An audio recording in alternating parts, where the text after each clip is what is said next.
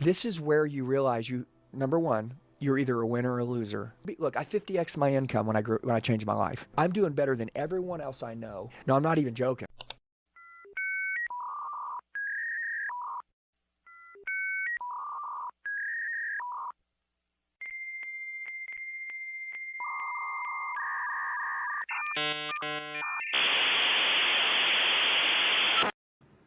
What is up, party people?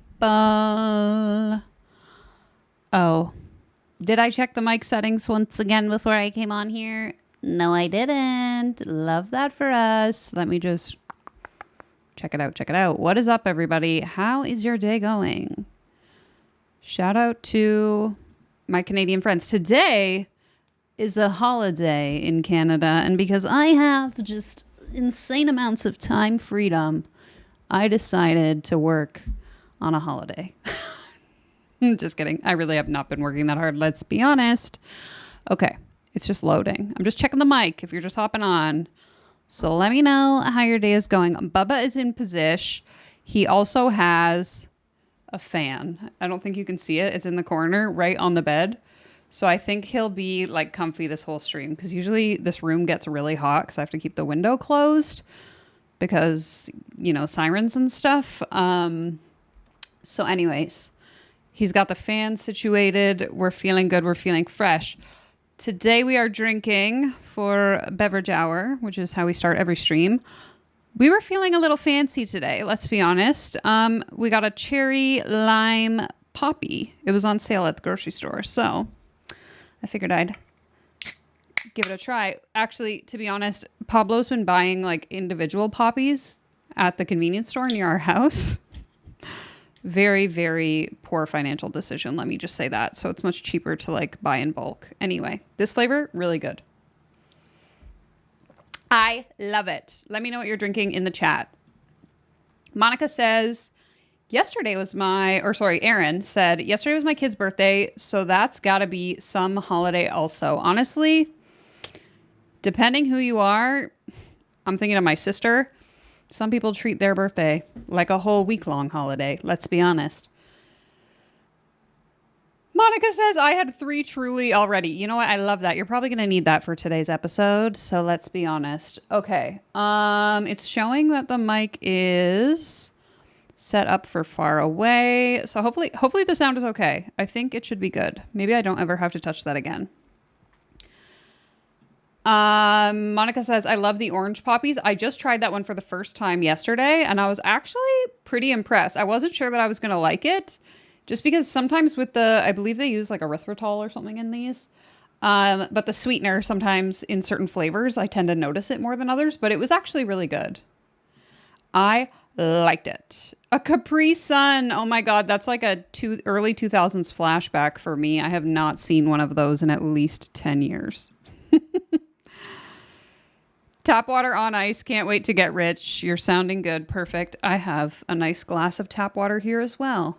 Because even though I'm rolling in riches enough to buy this poppy, I always got to stick to my roots. Tap water. Who are we joking? This stream is for poors only. Okay. Speaking of today's stream, I'm excited about this one. This topic, as you can tell by the title and the thumbnail, presumably, is someone we haven't talked about in quite a while, actually. I was going through my old videos and old streams to try and figure out when the last time was we talked about Brooke Castillo on a live stream. And it was like 2 years ago that we did a live stream, and I did a video on her back in December, which I've linked in the description. But there's a lot to unpack here, and I think it'd be helpful for people before we jump into listening to the podcast, which is what we're mainly going to be doing today. I thought it might be helpful to just kind of catch people up to speed if you don't remember who Brooke Castillo is, or maybe you're new to my channel and you're not fully familiar with the lore of the life coach school. Harrison is drinking Scammer Tears. Love to see it. And Suzanne has a chai latte. That sounds delicious. Okay, so back to my story about Brooke Castillo. For those of you that don't know who she is, she maybe be helpful if I pull up her website. Hold on. The Lifecoachschool.com. Let me share my screen and I'll pull the chat up on the screen. Okay, how's that looking? Good, good, good. Very black, very dark here today. Okay. So as I was saying, Brooke Castillo is a life coach. She doesn't even have an About Me page anymore. Maybe I can find it this way. Come on. Anyway. I have a video where I do a 25-minute explanation on everything, but to summarize, essentially there's this woman by the name of Brooke Castillo. This page is unfinished. Perfect. We love to see that. You know what? Forget this. Let's just go back here. She started as a weight loss coach, and in that original video that I have, it's linked in the description of this live stream. Basically, she says, so she used to have an About page on her website, and she used to have a little 2-minute intro video that explained who she was and how she got into life coaching. And in that video, she explicitly states that she saw someone else who was a life coach and decided she wanted to do that. She had a BA in psychology, so a bachelor's degree in psychology. She was not a licensed therapist, which I know sometimes people online try to say that she was. She was not. She did her undergraduate studies in psychology.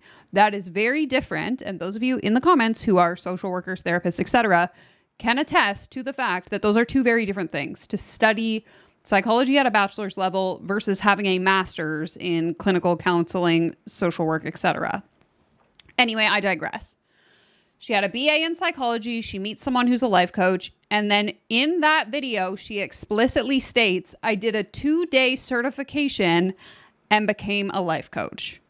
So she herself became a life coach after doing a 2-day life coaching certification. I'm not making that up. You can go watch the video. She herself has stated that publicly. Now, I say all that to then go on. Again, if you're not familiar with her, following her career as a life coach, a weight loss coach, she then built arguably one of the largest life coaching empires that I know of. If anyone else here in the live chat or watching the replay is aware of a life coaching certification school that is larger than the life coach school, please share it in the comments. But to my knowledge, she has one of the largest, if not the largest, life coaching certification programs, or at least she used to. That's what we're going to get into today. I literally made a full page of notes on the lore of Brooke Castillo to make sure that I didn't miss anything. So let's see. I got that one. One thing I did miss. She also has hosted for many, many years now a very successful podcast, which was actually my personal gateway into life coaching. And I mentioned that again in the original video, but I was introduced to the Life Coach School podcast back in 2016. And this is something that's really funny to me because a lot of the people who get really upset with me for making videos speaking out against the Life Coach School, they often tend to resort to the criticism that I don't know what I'm talking about. I don't have any knowledge of how great Brooke is and blah, blah, blah, blah, blah. I am the first to admit that I drank the Kool-Aid, the Life Coaching School Kool-Aid. I never did my certification through the Life Coach School because it's exorbitantly expensive, which we will get into. But I was an avid listener of the Life Coach School podcast. I used to listen every single week while I was still at my 9-to-5 job and after I left my 9-to-5 job for years. I listened to every single episode of that podcast. And I will say that a lot of the information she used to share back when I used to listen to the podcast, I can't speak to more recent years because I haven't tuned in a very long time. But a lot of her free information was valuable. It was helpful. And there were things that I learned from listening to that podcast that I was able to apply to my own life for the better.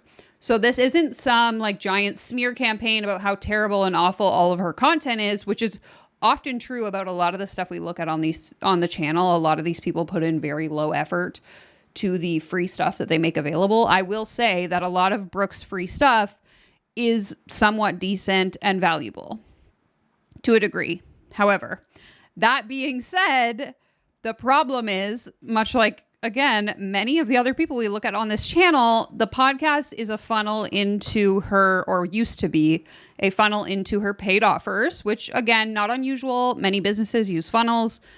They get you in with something free to filter you into paid programs. But the problem, I mean, there's many problems, but a lot of the main problems, I would say, personally, in my opinion, is that she, over the years, essentially developed this thing called the model, which is like the tool that she uses in coaching. It's the same tool she teaches to all of the Life Coach School students. And it's basically a knockoff version of CBT, in my opinion. Does that mean that it's problematic or not effective? That's not what I'm saying. No. But she never really credits the fact that it's a ripoff of already existing psychological tools. Just working my way down the list here. So all that to say, weight loss coach / life coach then decides to open her own certification for life coaching because she doesn't like what's happening with the ICF certifications. And she decides, I'm going to make my own training. This tool that I've been using, the model that's been so effective for so many of my clients, I'm going to teach it to other coaches so that they can then use it on their clients and their clients will be able to get results and so on. She then goes on to build essentially this multi-million-dollar business of training life coaches on how to become life coaches. So this woman with a bachelor's in psychology and a 2-day life coaching certification is now charging people money to become a life coach school certified life coach. The Life Coach School being the name of her business. Now, many reasons, again, why this is problematic. There are hundreds of threads on Reddit. If you just Google Life Coach School Reddit, you can read them yourself. Go and watch that original video. If you haven't seen it, go and watch. I linked a bunch of different stuff in the description of this video. I've done interviews with past students of the Life Coach School. I linked a couple of those in the description as well. But long story short, her life coaching certification program through the Life Coach School, which to my knowledge is no longer available, but when it was, she was charging upwards of $18,000 to $22,000 US. If you're in Canada, that's like almost 30 grand for her life coaching certification. Now, yes, there was a bunch. Again, I'm not certified by the Life Coach School, disclaimer, but I've spoken with many people who are. And so I understand that the program or the certification process itself is quite extensive. There's like practice hours you have to do. You're learning from other coaches. You're getting coached while that's going on.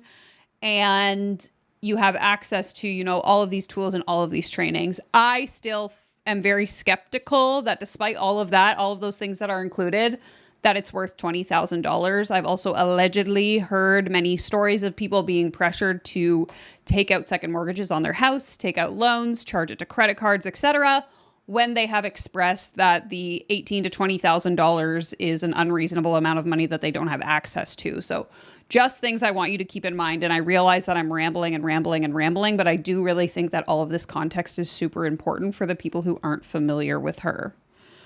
And I'll put timestamps down below for the people watching the replay so you can skip ahead. Now, while she has this life coaching certification for upwards of $20,000, she's also hosting this like monthly coaching membership program for $300 a month called Self-Coaching Scholars. It was later rebranded to Get Coached. And that was basically, people who had been certified under her as coaches then became coaches that worked at the Life Coach School. So you have Brooke training other life coaches. Some of those life coaches then become coaches as part of the Life Coaching School, and they're coaching monthly inside this like Get Coached Self-Coaching Scholars membership program. Now, essentially last year, I believe it was, she closed the life coaching certification program. Mind you, there were a ton of issues. This was when all of these things were popping up on Reddit. All of these people were expressing dissatisfaction with the service they were receiving from the Life Coach School. And of course, this is all just alleged things that I've read online. I'm not stating this as fact.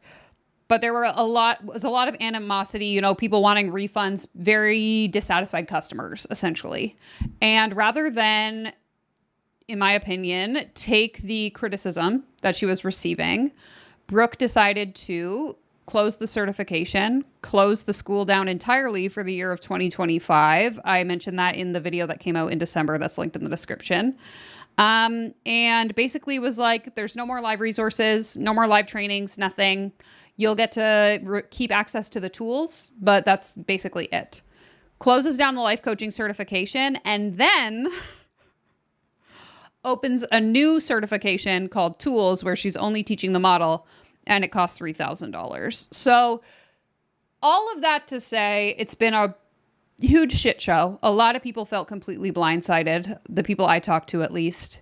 A lot of very dissatisfied customers, like I mentioned, people who are very upset that they spent upwards of $18,000 for something that's essentially being sold for $3,000 now. It's a very, very messy situation. Okay, I just want to pause for a second and say thank you to Harrison, who sent a super chat. Here it says, all that to be outdone by your life coaching certification. If you didn't know, I have my own life coaching certification. All you have to do is donate $1.99 super chat, and you too can be a Danielle Ryan certified life coach. Now you are one of us. One of us. One of us. At this point in time, Harrison is our star student, quadruple certified Danielle Ryan life coach. So congratulations, Harrison.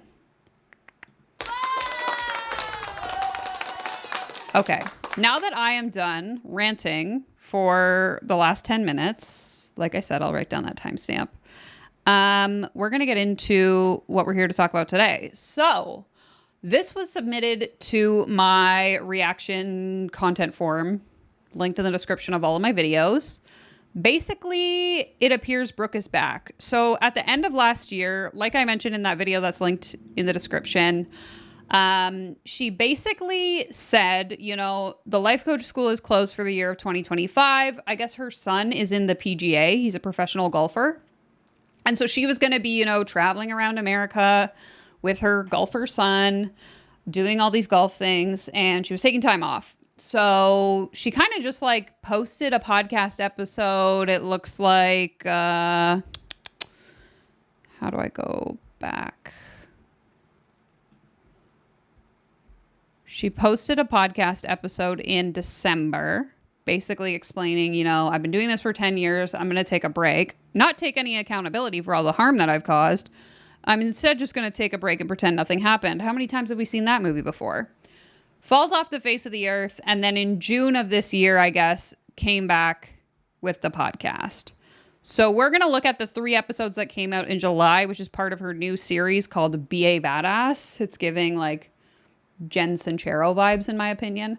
So we'll listen to those episodes, have a little bit of a discussion. I haven't listened to these yet, so I have no idea the context of any of these, but it should be interesting nonetheless. So let me just get caught up on your comments before we dive into the podcast. Okay, so Suzanne is saying she believes it was a 2-day certification with Martha Beck. I believe you are correct. Correct and right. Suzanne says, your summaries are always way more entertaining than the actual websites. Fair enough. Thankfully for us, she didn't have one.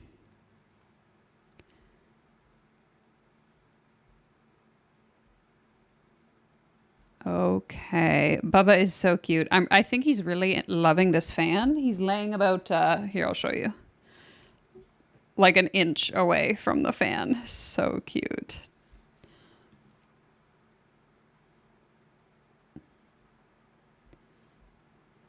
Yes, exactly. So 3 Flamingos here is saying, oh, bargain. It's only $3,000 to get her certification.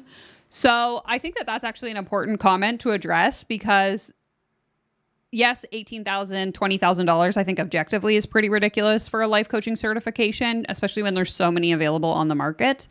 But I don't say like, oh, it's $3,000 as like, it's such a discount. $3,000 is still a ton of money, much to the point of this comment. Like $3,000 for an online tools certification, which we can go through the sales page to kind of see what it is you're going to get. But I think we'll save that for later just because I believe this podcast, I'm assuming anyway, is going to be a pitch for this tool certification. So she might actually cover this in the podcast episode.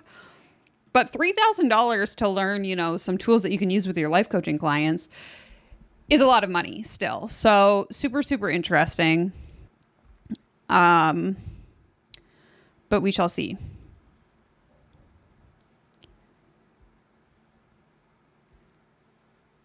Yeah, Monica says, "Love me a podcast where they talk without saying anything." We shall see how that goes. Welcome, Space Pastry. And Harrison is now recruiting people into the life coaching certification pyramid. So if you just want to DM him your PIN number to learn how to become a life coach, maybe send him your social insurance, bank information, credit card, etc. He's my latest affiliate.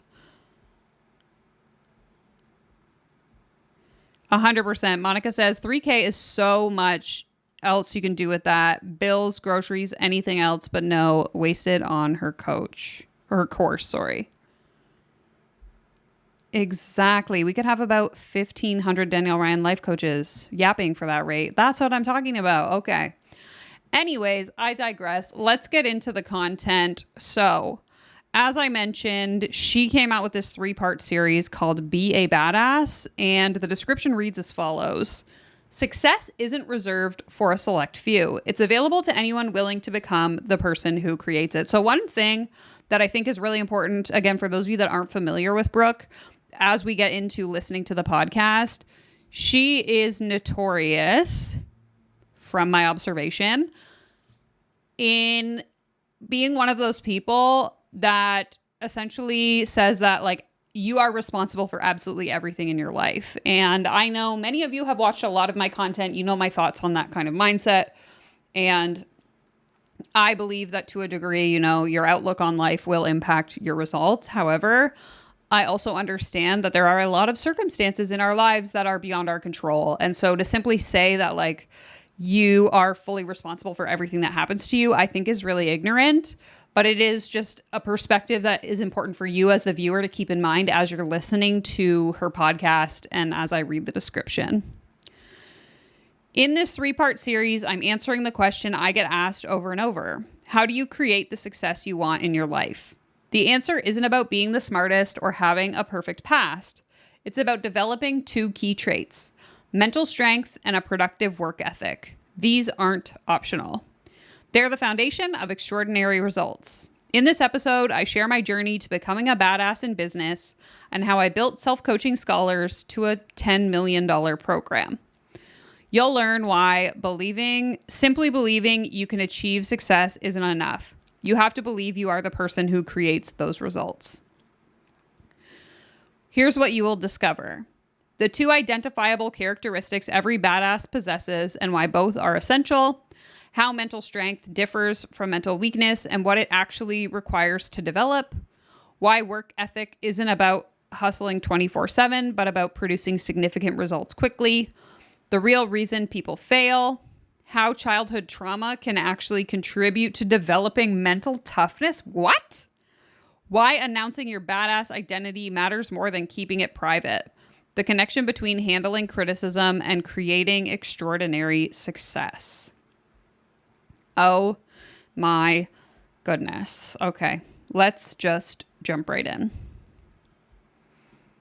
If it'll let me. You are listening to the Life Coach School podcast. You on a very confronting journey for any of you who's ready to take your life to the next level and become a motherfucking badass. Because I have had so many people ask me over the past 5 years, how do I create the success that I want in my life? How do I create the success that you have in your life, Brooke? And I have been asking myself this question. How do I help other people become successful? How do I help other people create what I created? Because I know that you don't have to be the smartest person in the room. You don't have to have a childhood that was perfect in order to have an extraordinary life. So how do you become a badass is the question that I have been asking myself. And okay. We're 1 minute and 12 seconds in, and I just want to know, why are we talking about our childhood? Why are we talking about childhood trauma? Why are we talking about our perfect? You don't have that. You can experience childhood trauma and still be successful. I got questions. I've got so many questions. truly, what I have realized is that the people who I run into that have created the most success in their life, they're all badasses. I just moved into this new development here in Lake Tahoe, and it's a very expensive development where it's all custom homes. People are building all their own homes, and you're required to join the country club as part of entry into this neighborhood. Guys, I just moved into the wealthiest neighborhood I could find, and you actually can only live here if you're really rich.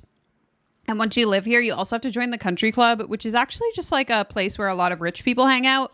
And so I just wanted to, before we get into today's live stream, I just wanted to let you know that I'm super wealthy and I prefer to only mingle with other wealthy people. So this isn't really relevant to what we're talking about today, but I just wanted to let you know that I'm really rich and I live in a big house in a fancy neighborhood. So make sure you remember that for next time.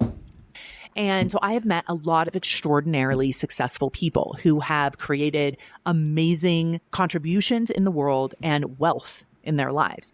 Every single one of them, without exception, is a badass. And I think what's happening is a lot of people are trying to become successful. They're trying to get the badass results without actually becoming a badass. And so that's my thesis over these next 3 sessions, these next 3 podcasts, is really to teach you about being a badass, what it is, how to become it, and then the obstacles that are going to get in your way, and then the tools to utilize and to continue to utilize to create your new identity as a badass. Okay, guys, so here's how it is. I moved to a really rich neighborhood. I bought a massive mansion. All my neighbors, super wealthy. We all hang out at the country club together. And so because you're just a little poor, dumb idiot, I have decided that I'm going to teach you the secrets that me and my rich friends know that you don't know. And I'm going to put it in this podcast. So you're welcome. Very altruistic of me. I am just so generous. I already know. So before we even get into the episode, I just want to say you're welcome. Thanks for being here. And to produce the results that badasses produce. So the first question becomes, do you want to be a badass? And it's a really genuine question because a lot of people just want the results. They don't actually want to become the person who produces those results. And that's a very big distinction. So first, let's define what it is. A badass, when I look it up, a badass is described as someone who's tough, uncompromising, intimidating, admirable, impressive. They don't mind resistance. They handle suffering well, and they aren't afraid to be strong. Okay, I love this definition. I think it incorporates a lot of what I believe a badass to be, but I've also done a lot of my own research on my own life and on the lives of many other people who have achieved impossible goals and had incredible success. I'm sorry, how does one do research on their own life? Guys, I've done a ton of research on my life, and I've determined that if you want to start a successful YouTube channel, again, this is all based on research. You should spend $5,000 on a coach who just wants to take your money and tell you to believe in yourself, and then start talking about it on YouTube.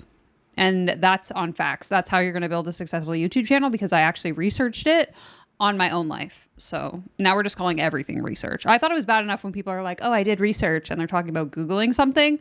But this woman literally just said, I did my own research I did lots of research on my own life. Like, what does that mean? I hate this. And there are 2 identifiable identity characteristics that all of us have. And the first one is mental strength. It is strength of the mind. And there's not one exception to any of the people that I consider to be a badass who. So true. Suzanne says her research on her life obviously didn't involve a Google search. Oof, shots fired, but so true. Who haven't worked on their mind to strengthen it, who haven't used their mind in a very conscious way to become mentally strong. And so I'm going to talk a lot about that over these next 3 sessions. I'm going to talk about what mental strength is and what it requires and how to develop it. And I'm also going to talk about mental weakness and how that interferes with your ability to create badass results. The second characteristic of all badasses is they have an incredible work ethic. And it's a work ethic that produces results. Now, I've been teaching about work ethic for a long time. I've been teaching about hard work and working hard and doing hard things. And what I notice with all of my students is that there's a misconception about having a work ethic in two ways, like two different extremes. The first one, and it's unfortunately very common, is that people don't understand how hard you have to actually work. People don't understand what an actual work ethic is and what it requires. And they just don't work hard enough. They just don't show up. They don't produce. They aren't productive. They aren't focused. They aren't challenging themselves. They aren't utilized. They don't produce and they're not productive. So just in case you thought those were two different things, they're not, or they are, sorry. If you thought they were the same thing, they're two different things. Using their capacity, they simply are not working hard enough. And they think they are. And they think it should be easier. This is giving the same vibes as that Kim Kardashian clip. I've put it in a few of my videos, but it's like, it feels like nobody wants to work these days. Like she's giving boomer energy.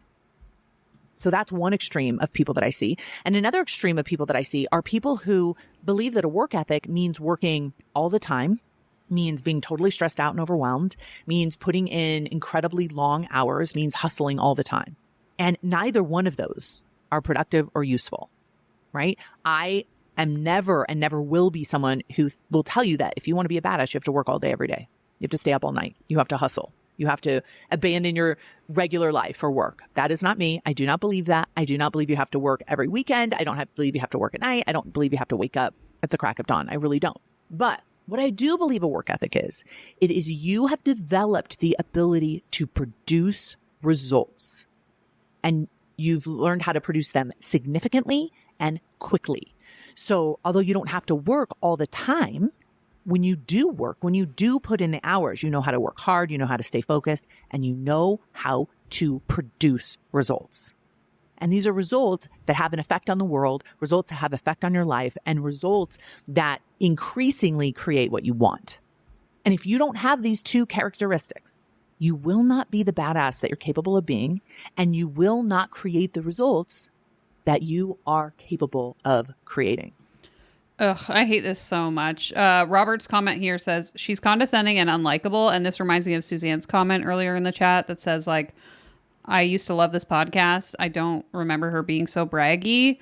Her whole attitude here is so off-putting to me. Obviously, if it's not clear, I'm not a fan of her work any longer. I'm not a fan of the life coach school. There are way too many people that have been harmed as a direct result, allegedly, based on stories I've read on the internet, of the work done by the life coach school and the lack of accountability on behalf of Brooke Castillo. That being said, I like to approach the things that we observe on this channel with as objective of a perspective as I can have. However, she's making it very difficult. Listening to this is giving me the ick. I cannot stand her tone, how condescending it comes across, how I'm so much better than all of you. The people who aren't successful are because blah, blah, blah, blah, blah. Like, I don't know. We're only 7 minutes in and I already can't stand this. So I was thinking about my own life and I was thinking about you're doing more journey research? And how I stepped into the version of myself that I believe is my most badass version. The identity that I have of myself is, listen, I'm going to get this done. I'm going to produce this result. I'm going to make this happen. That's how badass people think, right? We think we can handle this. We're capable of this. We're tough. We're uncompromising, right? Also, how icky. I can't think of another word, but like the fact that she is calling herself a badass is so cringe to me. Of like, I'm the type of person that always gets results, and that's just what badass people do. Like, that's so freaking cringy. This whole thing is just, right? We know how to be mentally tough. We know how to overcome obstacles. We know how to create things. And I was thinking about the people that I admire. And I've most recently been reading memoirs. I've been totally into cooking lately. So I've read Erin French's memoir of The Lost Kitchen and Ina Garten's memoir, Be Ready When the Luck Happens. And these are two women who I consider complete badasses. And I was thinking about, running them through my filter of, are they mentally tough? And are they hardworking? Do they have the work ethic that produces results? And the answer is, of course, for both of them, yes, yes, and yes. Amazing on both counts. And I was thinking about my journey and their journeys, the three of us, and I was thinking about what we have in common that might have helped us become mentally strong and might have helped us develop a really productive work ethic. And interestingly, I do think that one of the things that really can contribute to these characteristics is having a really challenging traumatic childhood. Because when you are in survival mode, you are forced to be strong. You're forced to create the muscles if you want to be able to be highly functioning and produce at the level. You're going to have to become mentally strong. You're going to have to be able to develop the skills to overcome challenges. And okay, what the actual fork is she talking about? Has she, since she's such an expert in psychology, I think in all of, I'm just wondering if she's ever heard of the Adverse Childhood Experience Test, ACE test, if any of you are familiar, where when you have, often they use it with children in like a mental health clinical setting, but essentially it is like this. I think there's like 10 to 12 questions or something. And they ask, children these questions. And if their answers are predominantly yes, then the chances are they've experienced a traumatic childhood. But the results of the ACE test in most cases are the negative impact that significant amounts of childhood trauma can have on you. So for her to come on here and say, oh, I think actually successful people had really traumatic childhoods, I'm getting angry.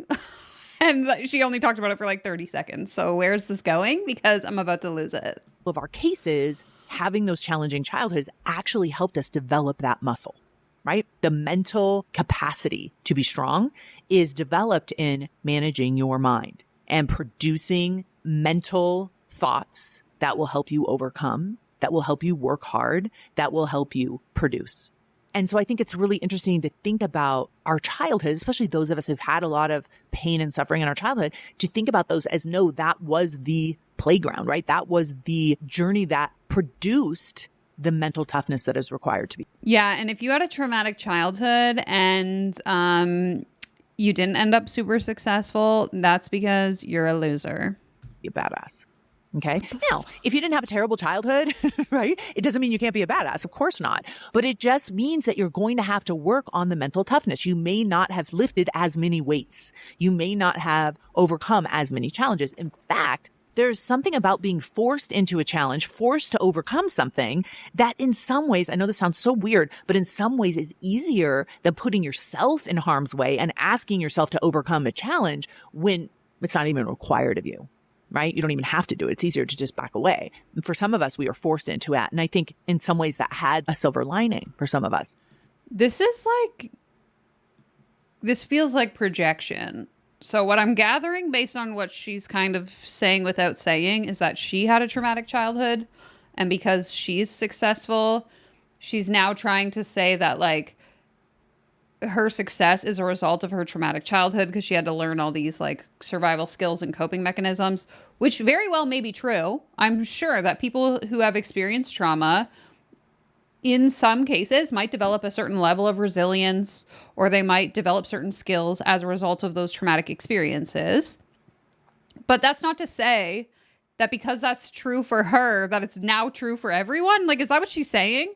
She's saying, oh, if you've experienced childhood trauma, you have the tools to be successful. Like, what the actual frig is going on? Yes, also not to mention, as Rodney's saying here, traumatic childhood could mean so many things. True. But also, this is so frustrating to me because I'm like, you can look at study after study after study of, two siblings that were raised in the same house and they both experience perhaps like the same traumas, and sibling number one, completely fine, super successful, goes on to live a normal life. Sibling number two, life's in the gutter. Maybe they end up an addict. Maybe they end up committing, two completely different outcomes from the same lived experience. It's like, what the actual is she saying? She's projecting her personal experience as like a blanket statement for other people, I am getting really upset. This is like pissing me off. I was thinking the other day about Beyonce because, I mean, talk about a badass. And I was thinking about how hard she works. And she's not forced to work Exactly. hard. She doesn't even need to work, right? She has plenty of, assets, plenty of wealth. She doesn't have to go to work to produce money. That's not why she's working. But she works tremendously hard and produces results at the highest of levels. And I really do think that these two components, this strong work ethic and this mental strength, really do feed into each other, because you need mental strength in order to get yourself to work hard. And you need to be able to work hard on your brain and on your mind to build up that mental strength. And so think in your own life, like, who are the people that you admire, that you think are uncompromising, that you think are tough, that you think are badasses? And test my theory. Like, are they incredibly strong mentally? And are they incredibly hardworking people in a way that produces results? And my guess is you will find out that the answer is yes, that those are the two things that you must focus on and that you must work on in order to be the badass that you deserve to be. Now, to tell you a little bit about my journey, when I first started becoming a badass in my business and I was really producing what I wanted to produce, one thing that I noticed is that there were people that were the opposite of me. They were the opposite of what I would believe someone who is a badass does.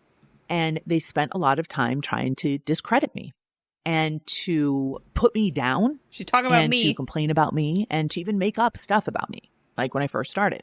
And if you're not a badass, you won't be able to handle this. But yeah, guys, you see, I'm actually making this whole live stream to admit to you all that I am not a badass. I'm just a poor, broke internet hater loser that makes content criticizing Brooke Castillo and only Brooke Castillo, because I just don't have any work ethic or the ability to produce and be productive. Oh my God, this woman is crazy. What I noticed is that, first of all, that type of energy, those people coming after me in that kind of way, were actually the opposite of mentally strong, because that kind of negativity is a mental weakness. And their attempt to discredit is weakness trying to weaken somebody else. Okay. I am laughing. Holy, this podcast episode, a roller coaster of emotions, let me tell you. I need to go back because I lost my train of thought, but like, there is an insane amount of irony in what she is saying right now. Kind of way, we're actually the opposite of mentally strong, because that kind of negativity is a mental weakness. Okay, so she's calling people who are criticizing her or, being negative a mental type of weakness. You know what I think? This is why I think it's ironic. You know what I think is mentally weak? Not being able to admit when you are wrong or when you've made a mistake. You guys know, and I know she's not talking about me specifically. She probably doesn't even know who I am, but I'm just thinking, like, you guys know me. My content is all based on the fact that, like, I used to think I was a life coach. I used to call myself a life coach. I would charge money to people to be their life coach. I have made multiple videos, self-deprecating videos where I make fun of myself as a life coach. I can admit the fact that some of the shit I used to post on the internet was problematic. And very well, someone could have watched one of my videos and it might have been harmful to them or made them, not feel great about themselves.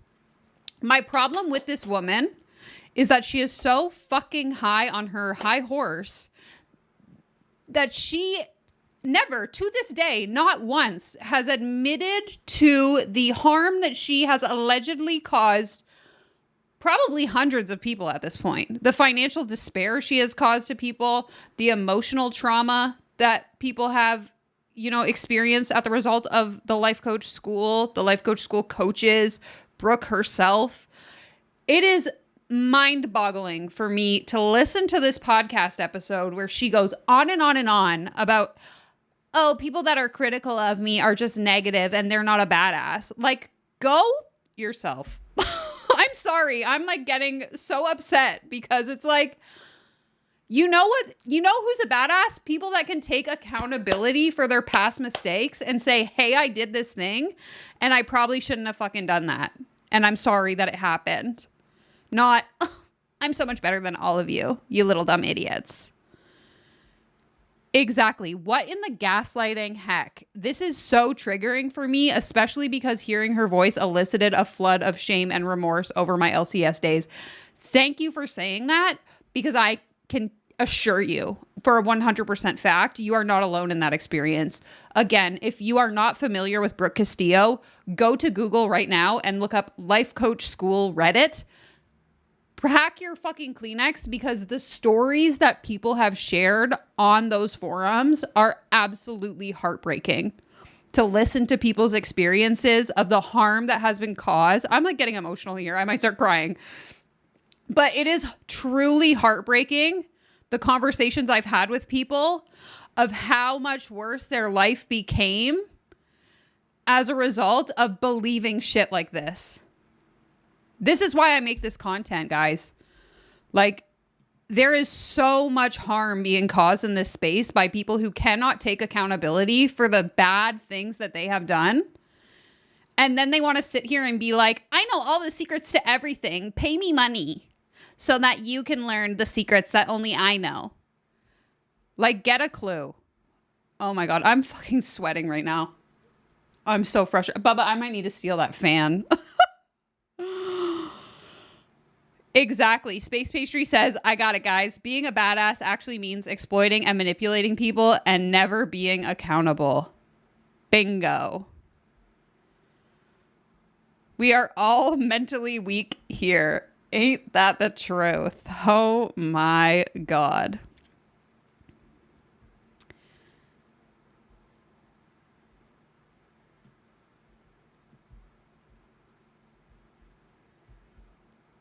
Three Flamingos says the model is not part of her invention, and she admits this. The $20,000 gets you a bunch of her free podcasts, minus the overt displays of wealth and elitism, packaged in a pseudo-academic environment. This whole episode feels like gaslighting.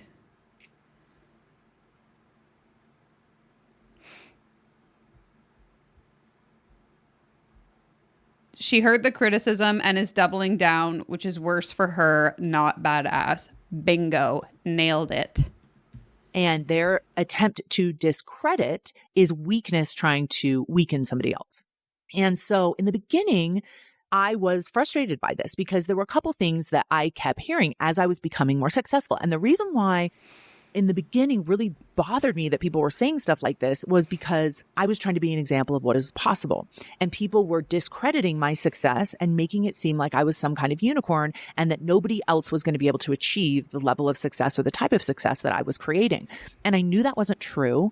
And so I did two pretty badass things, in my opinion, when I first started my business. One of them was I had been teaching coaches at the school and training them to be coaches for a while and trying to help them make money, trying to help other coaches make money.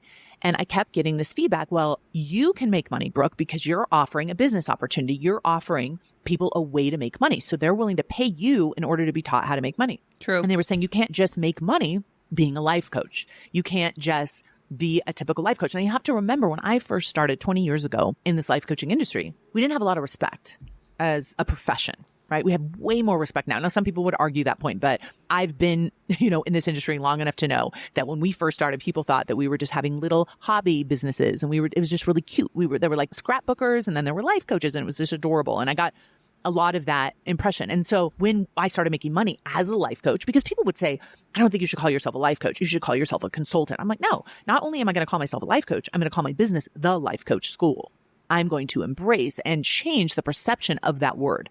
And so as I started to really do that, and as I started to really own that, a lot of people wanted me to train them to be life coaches, which I did. And then when I started getting this feedback that, oh, you're only able to do this because you're telling people that you can help them make money. And I knew that wasn't true. And I said, in defiance, I said, I'm going to prove them wrong. I'm going to be the example that you can make money as a life coach, only coaching. And that's when I started Self-Coaching Scholars. And that program has made me 10. Yes, but you were also doing your life coaching certification in addition to Self-Coaching Scholars. Like, I think she's missing the point that you did build your empire through selling a life coaching certification. And Self-Coaching Scholars was the gateway into that certification. You know how many people I've talked to that they listened to her podcast, then they joined Self-Coaching Scholars, then they became a life coach, school certified life coach. It was all part of the same sales funnel. So don't come over here and try to act like I wanted to prove people wrong. So I became a life coach by launching a coaching program. Self-Coaching Scholars. Like, no, that was part of the life coach school certification ethos. In fact, if anyone here in the chat is a life coach school certified coach, wasn't it like part of the program? When you get your certification, you also join Self-Coaching Scholars, and then you're encouraged to continue to pay for it after your year is up. Is that correct? Because it's kind of less impressive to build a multi-million-dollar life coaching membership when all of the people inside the membership are also your life coach school certified coaches. Like, you're really not disproving the argument here.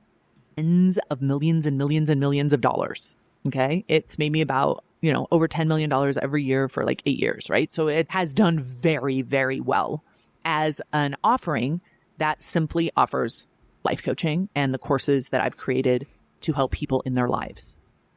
I just want to take a moment to address the last part of this comment here. So this commenter is saying, you make me feel less alone and ashamed for having been a Brooke devotee and apologist. What was I thinking? And to this point, I want to just say that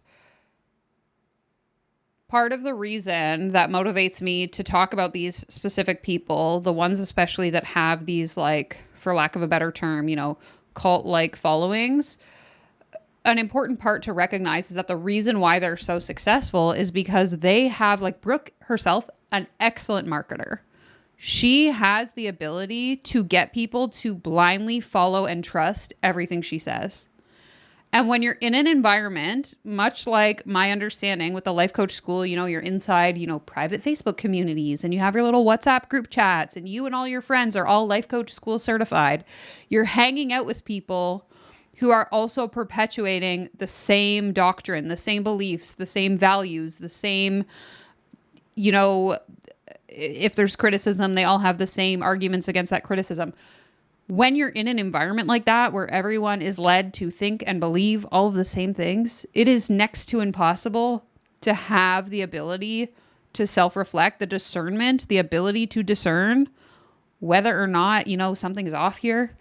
And so at no point do you need to feel shameful or beat yourself up about the fact that you didn't see the obvious signs when you should have seen them, because those environments aren't conducive to you being able to see those signs. That's how they work. That's how they are so successful, is because they discourage you from critical thinking. They discourage you from being able to reflect on your own experience.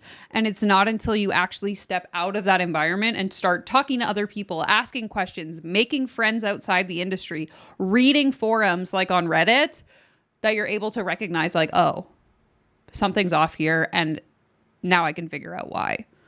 So cut yourself some slack. Thank you so much for being here. And I hope that you're in a better place now than you were before, because I know that the road out of those beliefs and those, like, I'm having trouble figuring out how to word this. Just like your identity gets so intertwined with what you do when you're in these environments that I know how hard it can be to kind of like disentangle all of that. And it's definitely a process, and it takes a lot of time. So patience is also super, super important.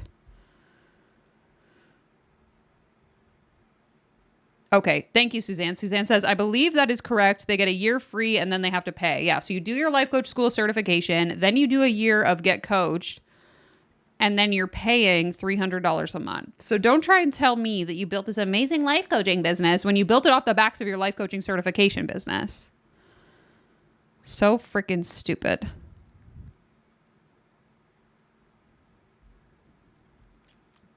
Groupthink. Exactly. Thank you, Rodney. Anyone can be sucked into if you're not in touch with the outside world. 100%. If you ask a question, you're labeled as mentally weak. 100%, Suzanne. And yes, Space Pastry is echoing the sentiment that it definitely is a process, and it takes literally years. To this day, even sometimes I'll say stuff and I'm like, oof, That's giving self-help Danielle of 2017 vibes. Abort. The second thing that I did to kind of counteract this weakening effort, this discrediting effort that I felt like was coming at me, and I wasn't used to that sort of thing yet. Second thing that I did is I invited a group of other women who were not yet making $1 million, who had become life coaches. I invited them to my mastermind to help them make $1 million, to prove to the world, to prove to my discreditors, the people that were doubting me, the people that were saying, oh, I was a unicorn. The only reason I'm a badass is because of all these different things that other people don't have, different backgrounds. And one of the things I did with the mastermind is I invited a lot of different backgrounds, a lot of different skill sets, a lot of different levels of education, a lot of different levels of trauma, right? I wanted to show that different people from completely different walks of life with completely different niches, completely different offerings could make $1 million. Hey guys, I'm starting a mastermind, but in order to enter it, I need you to fill out a survey. And the only question on the survey is, how much childhood trauma do you have? And can you list off every single traumatic thing that's ever happened to you so I can figure out whether or not you have the right amount of trauma to fit into the group? Because I need like someone that has like no trauma, but then I also need someone with a lot. And then I need someone like a bunch of people for in between those two extremes. So let me know. Application to apply is in the comments, and I'll see you inside my Become a Badass mastermind. And we did. Like, we proved that with those offerings. We proved that other people could do it. But what I learned is that the discrediting didn't go away. The complaining, the judgment didn't go away. And even with my own students, whom I was trying to help make money, there was this mental weakness of attacking other people who were successful. And I just want to point out, and we'll talk way more about this in terms of the obstacles that will interfere, is that badass people overcome judgment. They overcome other people doubting them. They overcome the criticism, and they overcome people trying to discredit them as human beings, them as entrepreneurs, them as women, whatever it is, whatever the attacks are. In order to be successful, you have to be willing to stand up for yourself. Okay, sure. I don't disagree that as you become more successful, you're also opening yourself up for more criticism. That's very true, especially if you're doing it publicly in a place like social media, for example, which is where a lot of people build their businesses. However, I think personally, one of the most important pieces in being able to become successful is also learning how to take feedback or criticism and actually apply it to your business and the things that you do. So if I were to, I don't know, post a video on YouTube and people in the comments gave me feedback or criticized me for what I said in that video, rather than just, continue to go on, do whatever, I might want to address, consider, read. Yes, sometimes people leave silly little comments and I just ignore it because I'm like, this isn't valid criticism. However, there comes a point, especially thinking about, this particular women that have been associated with her downline, if you will, who are consistently receiving the same feedback, criticism, negativity over and over and over again. There comes a point where you might have to be like, maybe I'm the problem. Maybe the fact that Sally, Ashley, Sarah, and Jane are all telling me that they feel like they didn't get what they paid for. Perhaps that's time for me to self-reflect. Versus, they're just negative. They're just haters. They're just not a badass. They don't get it. It's like we're kind of missing the point again with the accountability here, where she doesn't seem to ever think that she's the problem. It's just other people's bad opinions. Exactly. I get where she's coming from about criticism, but those are necessary to grow, to accept them, and to be able to grow, not label them as haters. And that's it. It's like part of being a successful business owner is being able to appropriately discern what is valid criticism and what's not. And so is that to say you have to take every piece of feedback you get and run with it? No. But to just say that anyone who, doesn't agree with what I'm doing is just a hater, like that's so stupid. Exactly. Is asking questions and sharing your experience an attack? Why are we labeling it as such? That's what I want to know. To prove people wrong, to keep going, no matter what people say to you. That truly is what it means, I think, to be a badass. To prioritize your own mental toughness, your own mental strength, and to be willing to put the work in for yourself, for what you truly deserve to become in this world, and to truly show yourself what you're made of, to put your head on the pillow at night and be proud of who you are and what you've created, I think is such an honor. I think it's so fun. I think it's the true opportunity.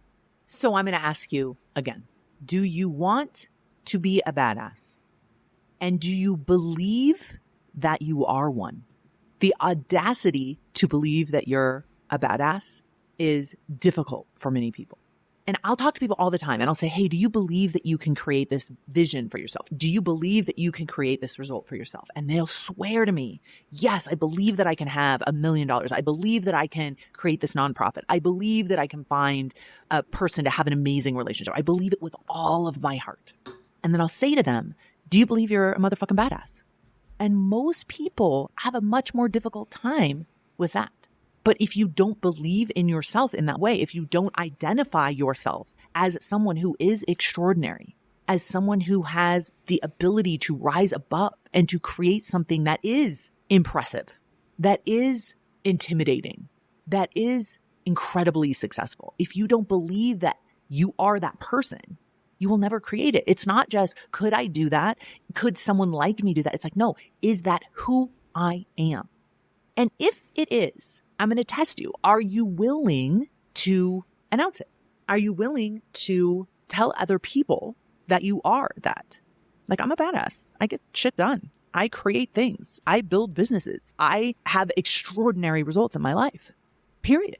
And let other people try and weaken you and let other people judge you and mock you and think that you're arrogant and think that you're, worth complaining about and hating on.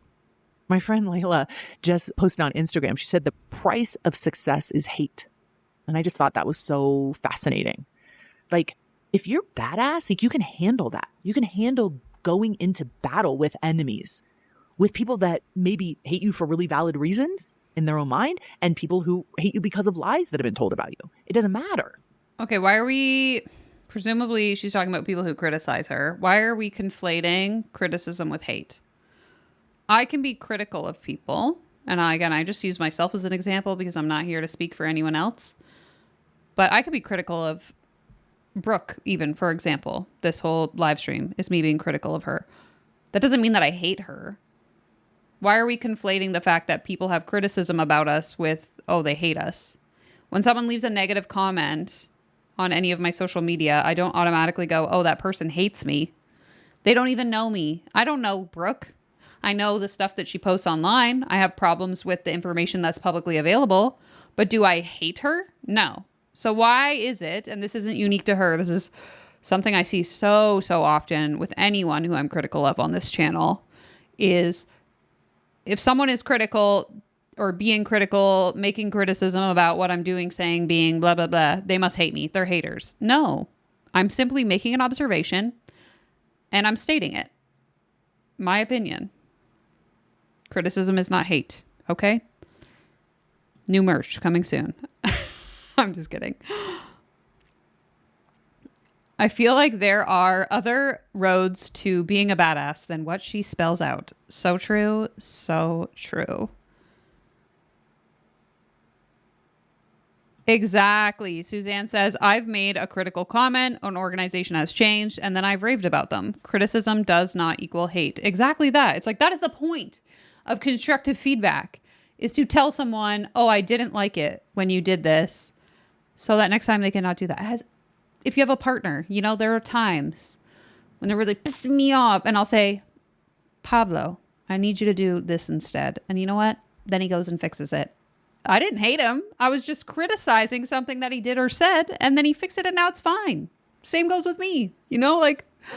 Just because someone is critical doesn't mean they hate you.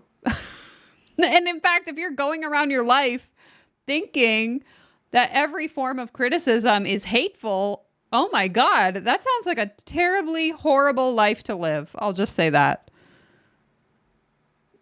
Exactly. The price of success is hate. What a depressing, lonely worldview. Yeah, oh my God. No, thank you. I do not subscribe. Aaron says, I feel like maybe this podcast should have been a journal entry. You know what? I'm starting to feel that way as well. You're still a badass. You're still showing up for your life. You're still being who you want to be in your life. And it doesn't matter if it's your family members, if it's your spouse, if it's random strangers on the internet, if it's disgruntled employees or upset customers, whatever it is. You can handle it when you have the... Those are all people that she's had criticism from. Random strangers on the internet, customers, past employees, her spouse. Didn't she get a divorce? Do you think we all hate you? We don't even know you. Well, hopefully your ex-husband knows you, but you get my point. The mental toughness, which is the first part of it, to keep working, which is the second part of it. You don't just believe in results being possible. You believe in you and your identity as someone who can create impossible results, create an extraordinary life. And it's confronting to hear the reasons why you're not successful. And I think it's confronting because it's not that you're not successful because you don't have what it takes. It's that you're not successful because you're not utilizing what you have to make it happen. You do have what it takes. You're just not using it. And I think that's much more confronting. I think it's much easier for someone to look at me and to say, well, Brooke can do this because of whatever reason, right? Whatever BS reason. Well, she can do that, or it must be nice. All of the nonsense, right? That's so much easier. And to say, I can't do that because I didn't have that break, or I had this happen to me in my childhood, or I'm not as smart as her. I don't have the same education as her. That's so much easier than really thinking, no, I know in my heart I have what it takes, and I'm just not doing it. Now listen, that's okay. Not everybody wants to be a badass. Not everyone wants to create extraordinary results. There's nothing wrong with that. But I'm talking to those of you who come to me and want that and make excuses for not getting it. And you want me to confront you. So many of you are like, I need you to come after me in my bullshit. Please don't let me get away with it. Please don't let me make excuses. Please don't let me point fingers. Because the only person that ends up hurting is you. Your own mental weakness. Which we all have, right? We all have mental weakness. The question is, are you going to decide to indulge in that, or are you going to decide to be strong? Are you going to decide to use your mentality to create what you genuinely want to create? Are you going to use your mentality to consistently commit to believing in yourself and your capacity? That's what it requires. If you want to be a badass, you have to believe you are one with no doubts in your mind. And you have to embrace that. And you can't let anyone tell you that you're not. And there will be people, this happened to so many of my students, right? Once they got to the point where they believed they were a badass and they believed that they could create badass results, then they started getting criticized for being a badass. Like, how dare you? You think you're so great. No. Okay. Oh my God. I'm just going to go with one example. So for those of you that didn't know this, Stacey Bayman, who is a bit of a recurring character here on the channel, is part of Brooke Castillo's downline. She is a life coach school certified coach, and she trained directly under Brooke for, I believe, quite a few years. And obviously has been at the forefront of a lot of criticism online. Again, you can search Stacey Bayman Reddit and many things will come up. I've done numerous live streams talking about her different programs and podcast episodes, etc. All that to say, I don't think that Stacey, for example, has been the brunt of people's criticism because she's successful. I think she's been the brunt of people's criticism because a lot of what she's doing could be perceived as problematic as a result of being trained by someone who also could be perceived as problematic. And so if I'm learning from someone that's saying, don't take feedback, criticism is hate, these people don't know what they're talking about, then I'm building my business and I've internalized those beliefs. I believe that they are true. Then what's going to happen when people criticize me? Well, those people are just haters. They don't know what they're talking about. Like, this is how the echo chamber starts, guys, is you have woman number one at the top of the pyramid who has these beliefs, is fully convicted in these beliefs. You pay her to teach you everything she knows. You then inherit those beliefs. You lack the ability to think critically, to think like, is criticism hate? I'm not sure. My cult leader told me that it is, so therefore I believe it is. And that's how the cycle continues. Right? And then they had to deal with that. But once you've built up that mental capacity, once you've built up that mental strength, then you get stronger and stronger and stronger with the noise around you. You get stronger and stronger and stronger with the excuses in your own brain. You will have to deal, if you're anything like me, you will have to deal with constant thoughts of self-hate, of self-doubt, of insecurity. It's relentless. And the only way you're going to get through it is if you're mentally strong, because you will have weakness, but if you also have strength, you will overcome that weakness. And you will do it with an underlying commitment to believing in yourself and loving yourself. And not at your own expense, but at your own benefit and for the benefit of everyone you're creating value for and for the example that you're creating in the world. That's why we do this. When people say to me, God, you're such a badass, I'm like, in my mind, I'm like, yeah, you are too. Right? I mean, I think there's even a book written on this, right? You are a badass, I think was the name of it. I think Jen Cicero, I think she wrote like a whole series of books on this. And it's so true. And I think what she means by that is like, you have that capacity inside of you already. You already have it. You're just not utilizing it. And that's okay. But just tell yourself the truth about it. Don't blame other people for it. Don't complain at the world about it. Don't let other people's weakness affect you. So in the next episode next week, I'm going to talk about the obstacles that you're going to face in trying to become a badass at the level that you want to. And I'm going to teach you how to overcome those obstacles, how to be aware of them, and how to manage them. And then in part 3, I'm going to give you some tools for being a badass, some practices that you can implement into your life over and over and over again. Because if you're anything like my students, if you're anything like me, you're going to need to keep refreshing yourself. Girl, I got a lot of ideas on how you could refresh yourself. Step 1, take accountability, but that's the story for another day. Suzanne, to answer your question, is there 2 more episodes of this? Yes. Fear not. This is only part 1. We still have 2 more parts to go. How's everybody doing tonight? Exactly. Suzanne says, aren't you just complaining about the complainers? Pot kettle much? This whole episode just felt like a giant deflection of like, guys, I'm not the problem.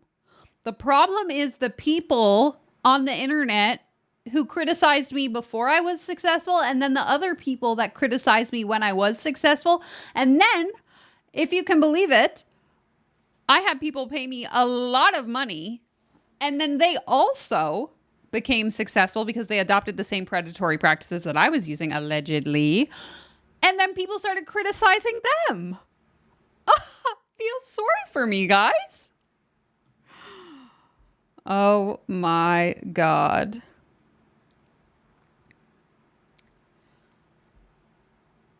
Yeah, 3 Flamingo says, I think there are successful people who don't have so much hate or criticism because they do things in the right way, ethically and humbly, and off the internet. I don't know. I just think of like the most successful people I know. They don't even like have an Instagram that they use. They certainly aren't releasing a podcast every week. And they are keeping themselves far, far away from random trolls on the internet. Let me just say that. They hate us because they ain't us. Maybe this is a subtle rally cry for her remaining followers. I wonder, like, again, at this point, the amount of damage that this woman has done to individual people, but also to her like brand as a whole, as a result of not taking accountability for the harm that she's caused. It's like, from a business perspective, I actually don't know the answer to this. So you guys can let me know your thoughts in the comments. Do you think it would be better for her credibility to just take accountability for the harm she's caused and move on? Or is it more effective for her to do it this way, where she just kind of like sweeps everything under the rug, waits 6 months, and then keeps coming back, hoping that people forgot? Like, what's the better approach? Because I think like morally, for me, I would rather just take accountability, bite the bullet, get it over with. And if my business takes a hit, okay, at least I can sleep at night knowing that I've admitted to my wrongdoings. But this approach of like, well, we're just going to pretend that never happened and move on is like, oh, it's so icky. And I see so many entrepreneurs that have done this.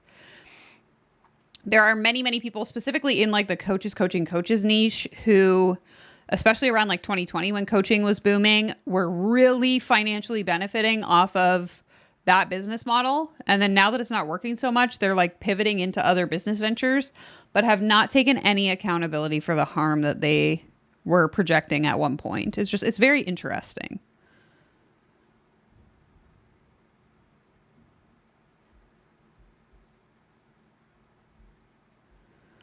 Suzanne says, take accountability. Monica says, take accountability. Space Pastry says, other people have done it. So, I mean, there is a whole essay thing around Tony Robbins, and he's still out there. Very true. Most of the Delulu super rich mentor coaches are in the deny and fake news mold. So, probably never take accountability. So true. Yeah, very true. Rodney says, if she takes accountability, the gig is up. She would basically be saying she's full of you know what. Also, they don't know what else to do with themselves. Very true.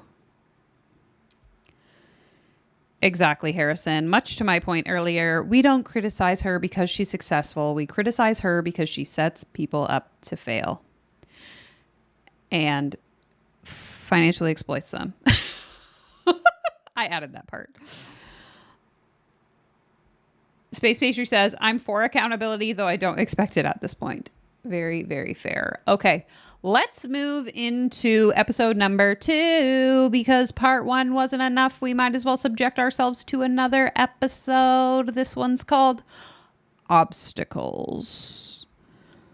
Description reads, the difference between ordinary and extraordinary is in how you face obstacles. Your brain is hardwired to seek comfort and avoid growth, which keeps you stuck in mediocrity, in the ordinary. Boo, tomato, tomato, tomato. This wiring, known as the motivational triad, is great for survival, but terrible for achieving greatness. In this episode, I'm breaking down the obstacles that stand between you and the badass version of yourself. Okay, let's get into it. Right? There's going to be times where you're going to feel tired. You're going to feel beat down. Sorry, that's the end of the last episode. You're listening. We are going to talk about the obstacles. Now, to review, in part 1, we talked about what being a badass is and my definition and the components that I include in defining badassery. And just to review, they were having an incredible work ethic and having mental fortitude, mental toughness. And so as we go into this episode, I want to talk about all of the things that can get in the way of you achieving the level of being a badass that you're going to need to achieve whatever it is that you want to achieve. So when you think about the obstacles, to just keep it really simple, if you're not getting the results that you want in your life, it is most likely because you don't have the skill of a work ethic that produces results, either positive or negative. And you probably don't have the mental toughness that you're going to need to be resilient enough to get there. Now, one of the things that I talk about a lot is that being able to define a problem clearly is the only way that you'll ever be able to solve it. And you want to be able to define a problem where you are responsible for that problem. Because yeah, so if instead, when a problem presents itself, we just pretend it doesn't exist, that also helps us be successful by just not addressing our problems at all. We just carry on. Ignorance is bliss, as they say. When you're responsible for causing the problem and being the problem, then you have 100% agency in solving it. Oh my God, woman, you have to be joking when you're saying this because, like, hello, is anyone home? And this is the most important thing that I can tell you. And as we move into the next episode and we talk more about tools, I'll elaborate on this. But it's important to understand that when you define the problem and you define the obstacles, then you can define the solution. And you don't have to change anybody else. You don't have to change the world. You don't have to fix anything outside of you. You can manage all of it. So in this episode, I'm going to be talking a lot about things that you are responsible for and you can control. And when I do this with my clients, students, friends, employees, it's very confronting. I know this because I do it with myself on the regular. And I just want to invite you to allow yourself to be confronted without being defensive. Just for this next 30 minutes, just allow yourself to consider. Because I think what happens a lot of times, if I say, hey, this is your responsibility, this is your fault that this isn't working, our initial reaction is to defend and to block that information because it doesn't feel great. And when you block it and when you defend against it, you miss the opportunity to change it. She's joking.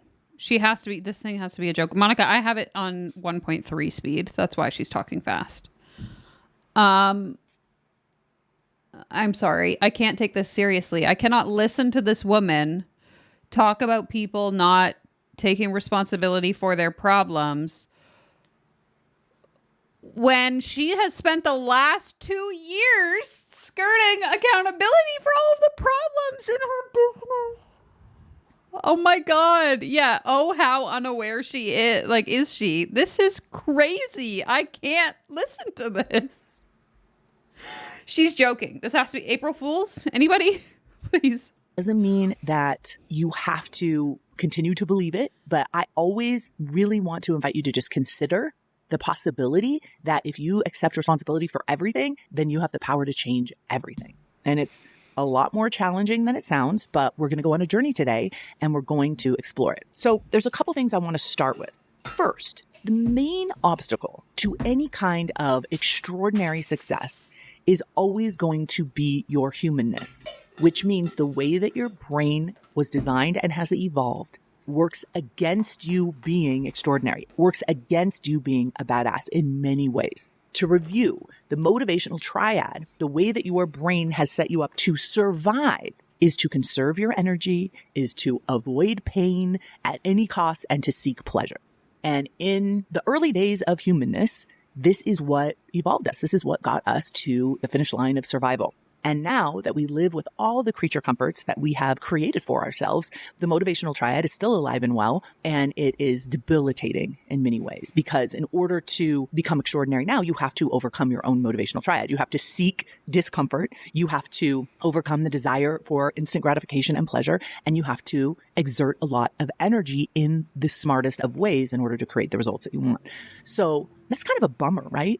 It's like we are set up not to be badasses by our own brains. But when you know this, you also know that there is a part of your brain, the newest part of your brain, that can overcome this obstacle. And when you do overcome this obstacle, you will be able to create way beyond what you ever maybe have imagined, and also way beyond maybe something that's ever been created before. That's what to be on the edge of evolution really is, to be on the forefront of creation. So in order to do this, I've taught you all that it's really important to have goals that are big enough. So one of the first obstacles that I'm going to present to you is many of you do not have goals that require you to develop your mental fortitude or your work ethic. You don't want to present yourself with a goal that you could possibly fail at achieving, and therefore you set goals that don't push you cognitively, emotionally, or mentally. And they don't require you to work as hard as you're going to need to work in order to increase your capacity. And so that would be the first and foremost issue. Badass people have badass goals. They have impressive goals that are scary, that are extraordinary, that are extra, as my kids would say, right? They're over the top. They seem crazy. But as you may have seen me do in my own life, is when you set big, huge goals, the goal can start to define you even before you've achieved it. And that is really important, because if you're setting really small goals, you are defining yourself by a very small goal, by a very easy accomplishment. And you know it's easy for you. And then when you don't, or if you don't accomplish that goal, that is so defeating. Versus. Okay, so one thing about Brooke, if you're not familiar, is that for many, many years, and I recall this even when I used to listen to this podcast back in 2017, she had a big, scary, extraordinary goal of building a $100 million business. So I assume that's kind of what she's alluding to here, because she would talk about it in every podcast episode. Having a goal that maybe you fail at, but you know that you're going to fail at it because it's such a big goal that it requires failure. And the more you fail, the more you produce results, the more you learn, the stronger you get, the better your work ethic. Because when you go out there into the world and you try to achieve something and it doesn't work and you don't create the result that you want, that's when you double down on your effort and you do it again and you do it again and you do it again. And then eventually you produce a result with ease that once was seemingly impossible. That's badassery. That's how you become a badass. So I would say that the motivational triad and small goals are the first major obstacles that you're going to run into between where you are now and being the badass that you ultimately want to be. The next one I would say is fragility. And I highly recommend that you look up on my podcast, Anti-Fragile. I did a podcast on being anti-fragile, and it is one of the most important podcasts that you can listen to because it is a trend right now. From what I can see, and I see a lot, right? I see a lot of students, a lot of employees, a lot of clients presenting with a level of fragility that is defeating them. right? It is hurting them. And what being fragile or anti-fragile means is that when you face a trauma or a challenge in your life, that is an opportunity. If you get broken down by it, it's an opportunity to rebuild and make yourself stronger in those broken places. If you aren't putting yourself out there to expose your fragility, you can never become stronger. You can never become anti-fragile. So true. Hillary says she's framing the fact that she missed her goal, the $100 million that she wanted to make before her business started crashing and burning, as building her work ethic. How convenient. But if her students didn't achieve the outcomes, it would be because they didn't work hard enough or they didn't believe in themselves, blah, blah, blah, blah, blah. But because she didn't reach her goal, she has a new excuse. Got it. If you're not willing to break down the muscle, there's no way for us to build it bigger. And as human beings, it is our nature to become stronger as we face challenges. And so if you are avoiding challenges, hiding from challenges, or becoming completely incapacitated or defeated by every single thing that happens to you out there in the world, it's going to be very difficult for you to create what you want in the world. And so I'm going to talk about it in the next podcast, but becoming and embracing your anti-fragility and using your obstacles and using your traumas and using your mistakes and your failures to make yourself stronger is that secret path to creating mental strength and an incredible work ethic. Fragility weakens us, right? And you'll know that you're doing it if you are constantly making excuses. Okay. So look at your life honestly, explore your challenges honestly. If you're constantly coming up with excuses as to Okay, here's an idea. Why don't you look at your life honestly? Why don't you look at your business honestly? And if you find yourself, Brooke, coming up with excuses as to why you're receiving the hate that people are directing at you, perhaps we take a moment and reflect on why that is. Just a recommendation that perhaps it's time for you to take your own advice. But what do I know? I'm just one of those haters on the internet. To why you are exhausted or overwhelmed or need healing or unable to move forward, you're probably, identifying as fragile and, really embracing victimhood. And that's just not going to work. It's just not going to work in terms of creating fortitude in your life.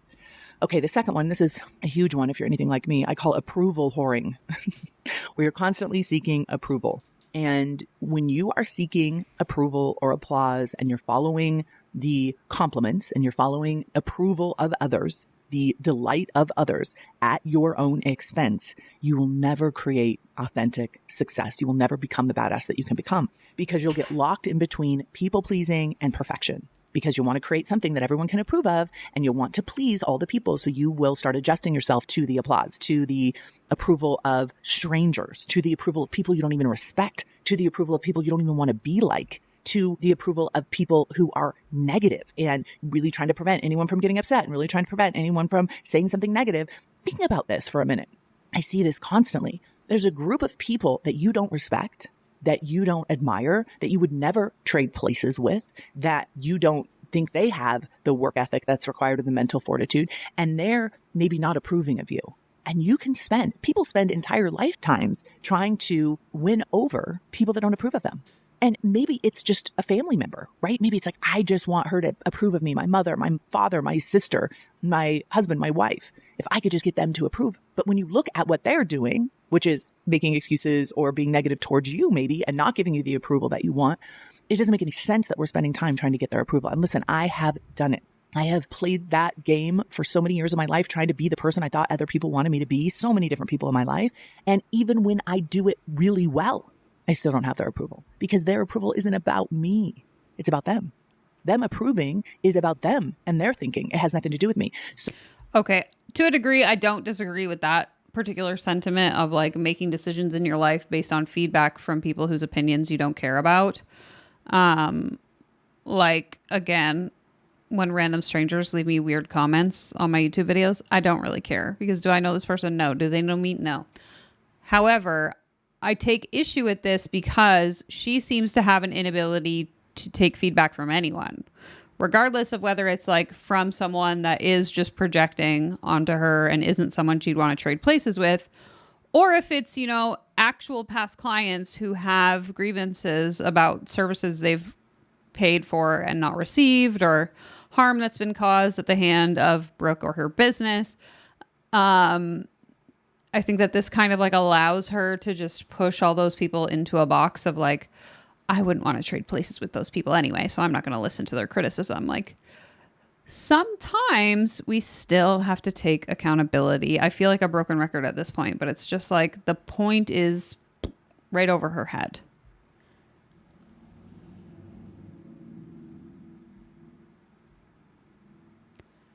Exactly. I have no delusions that she will attempt to win us over. 100%. William says there's so much blame on the other person here. If you have time when we're done here, I encourage you to go back and watch the part where we talk about episode 1 because it's even worse than this. If you can believe it. Thank you so much, Amy. Amy donated $5 through Super Chat. She said, my Beagle Betty had her 16th birthday has her 16th birthday on August 20th. So all of her rich friends are invited to drop off expensive gifts. We love to see it. Happy birthday to the doggo.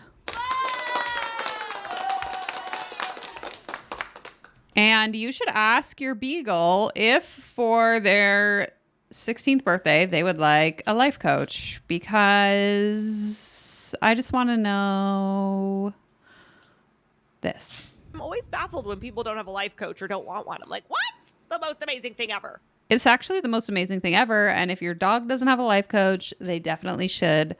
Bubba will be their life coach, no problem. Zip says, I think there's discernment that should happen to not being held hostage to the opinions of random strangers and being able to understand why clients aren't satisfied with your service. 1000%. And I think that by lumping all of these people together into the same bucket instead, it's like, where is your opportunity for growth? If we're talking about being a badass and being so successful and leveling up, isn't part of that process learning how to take feedback and learn from it? Instead of just calling everyone a hater who isn't doing well and I wouldn't want to trade lives with them. Like, it's a big focus for her being criticized. So overall, her emotional maturity has room for improvement. So true. So I can bend over backwards trying to please people, and that shit just doesn't work when it's coming from a place of insecurity and needing approval. So that is one of the biggest obstacles that you're going to have to overcome if you want to have a badass result. The third one is drama, creating drama and seeking drama. All I'm going to say about that is you have to stop.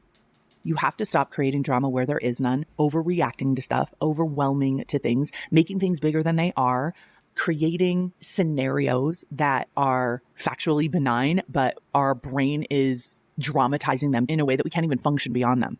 So it is important. If you are someone that has a lot of drama in your life, you are probably participating in creating it by the way you're reacting. It doesn't mean that other people aren't bringing drama, but if you ignore it, if you don't engage in it, it doesn't affect you. If you get ignited by it and you want to participate in it as a distraction, it will derail you from becoming stronger. Drama will weaken you. It's a very low level, low energy game. And I see this happen with negativity bonding. I see a lot of people who want to feel connected, who want to feel part of community, who want to feel righteous, and they want to be right. And so they get with a bunch of other people and they're all negative together, and it creates so much drama. Yeah, guys, welcome to my YouTube channel where we are negativity bonding. We are creating so much drama with our negative aura. So thank you for being here. Right? But it also produces this unbelievable dopamine pleasure too. So it's like, it doesn't feel negative. It feels good. It feels righteous. It feels important, but it's not. And it could be gossip about someone, maybe a family member. It could be gossip about a celebrity. You get involved in it and it has no productive purpose. It's not constructive. It's not useful. It's not making you grow. It is just sucking the energy out of you. So you have to be honest with yourself. Am I engaging in drama? Do I want the gossip? Do I want the scoop? Do I want to perpetuate it and spread it? And if you are that, just notice how much energy that's taking away from building your mental fortitude and building whatever it is you're trying to create in the world. The last one here is righteousness. And righteousness is trouble when it comes to trying to be a badass, because you see the world as right and wrong.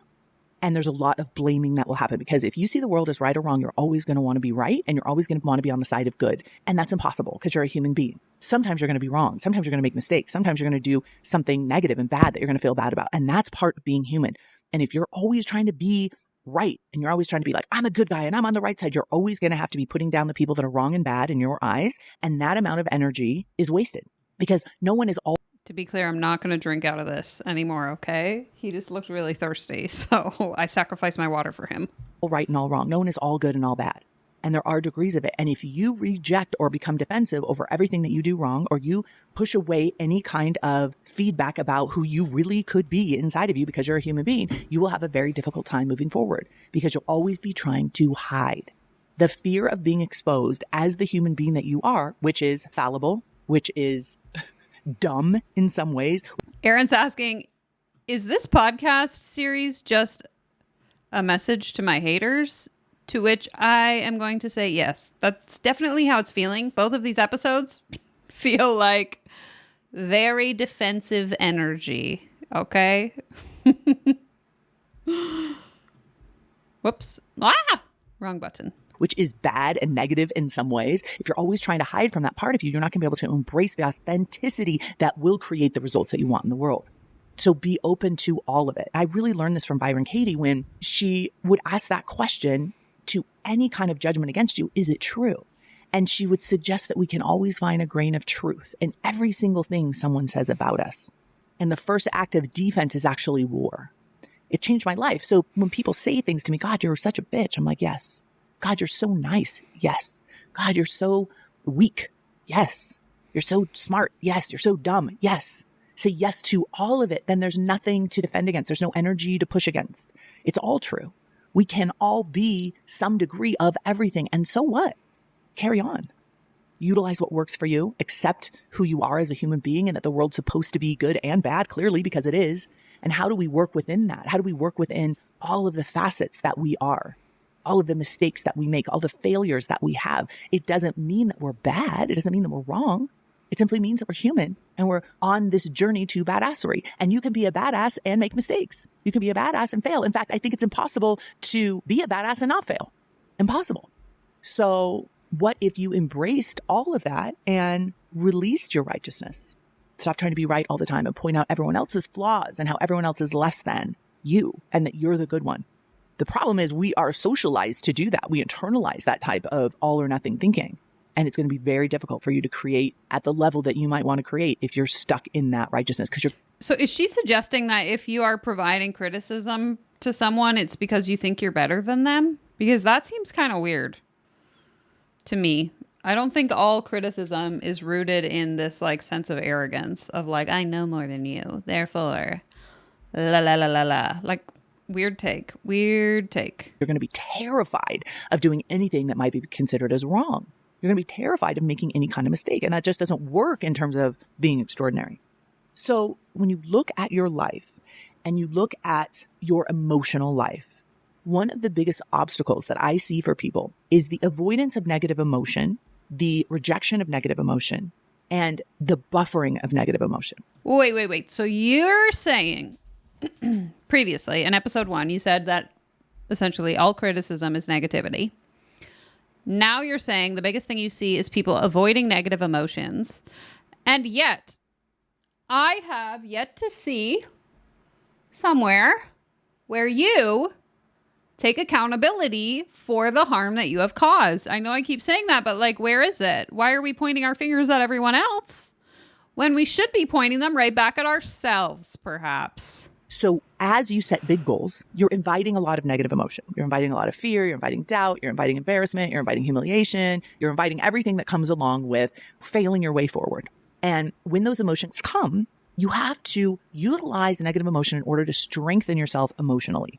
Negative emotion is an opportunity for you to process and become stronger. And the reason you become stronger is if you aren't afraid to experience any negative emotion, you will lose the fear of negative emotion. And when you don't have any fear of negative emotion, you will catapult your life because it won't hold you back. And the way that you overcome the fear of feeling is by feeling, period. So when an emotion comes, instead of drinking or eating or going on social media to avoid that feeling, you actually invite it in and you process it through, you digest it, you feel it, and you see that you don't die. And you see that it actually passes and you learn from it and you grow from it. And then the next time it comes, you're already ready for it. You're already stronger because of it. You're already used to, hey, this kind of stuff happens where I have thoughts and feelings that feel terrible and I can handle them. So true. Three Flamingo says the reason none of us are rich yet is because we haven't learned how to speak word salad fluently. So true. And you start anticipating ahead of time, oh, hey, this is probably going to be very scary to do this, putting myself out there, being on the internet, writing an article, writing a book, coaching a client, investing my money, whatever it is you want to do. And I'm ready for that fear and I can manage it. I'm not going to let it affect my behavior because weak emotional management leads to weak behavior.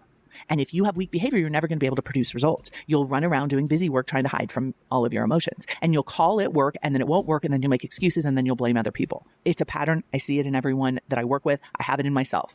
But if you're aware of it, if you're aware that the way that I am stopped is always by my emotions and the way that I keep going is always by strengthening my ability to process and overcome those emotions, that is the secret.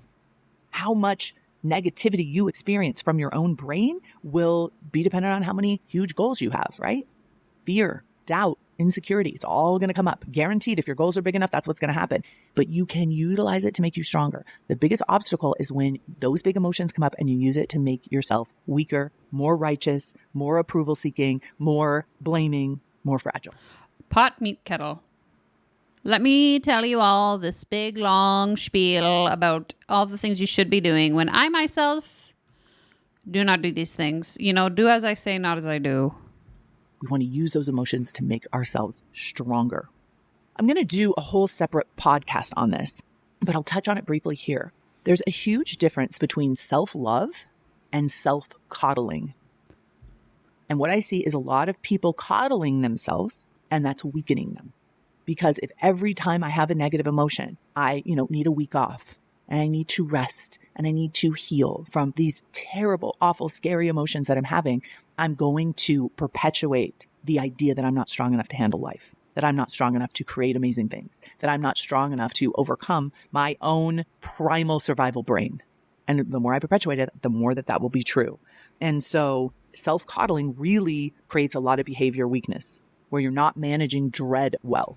And work ethic, having a strong work ethic is really about how much dread you can handle, how much you can actually obey yourself, how you can create the inertia that you need to overcome your desire to conserve energy. And that's going to require you to go to work. But it's not the kind of work where you're forcing yourself and you're overworking. Okay. She's boring. I'm bored.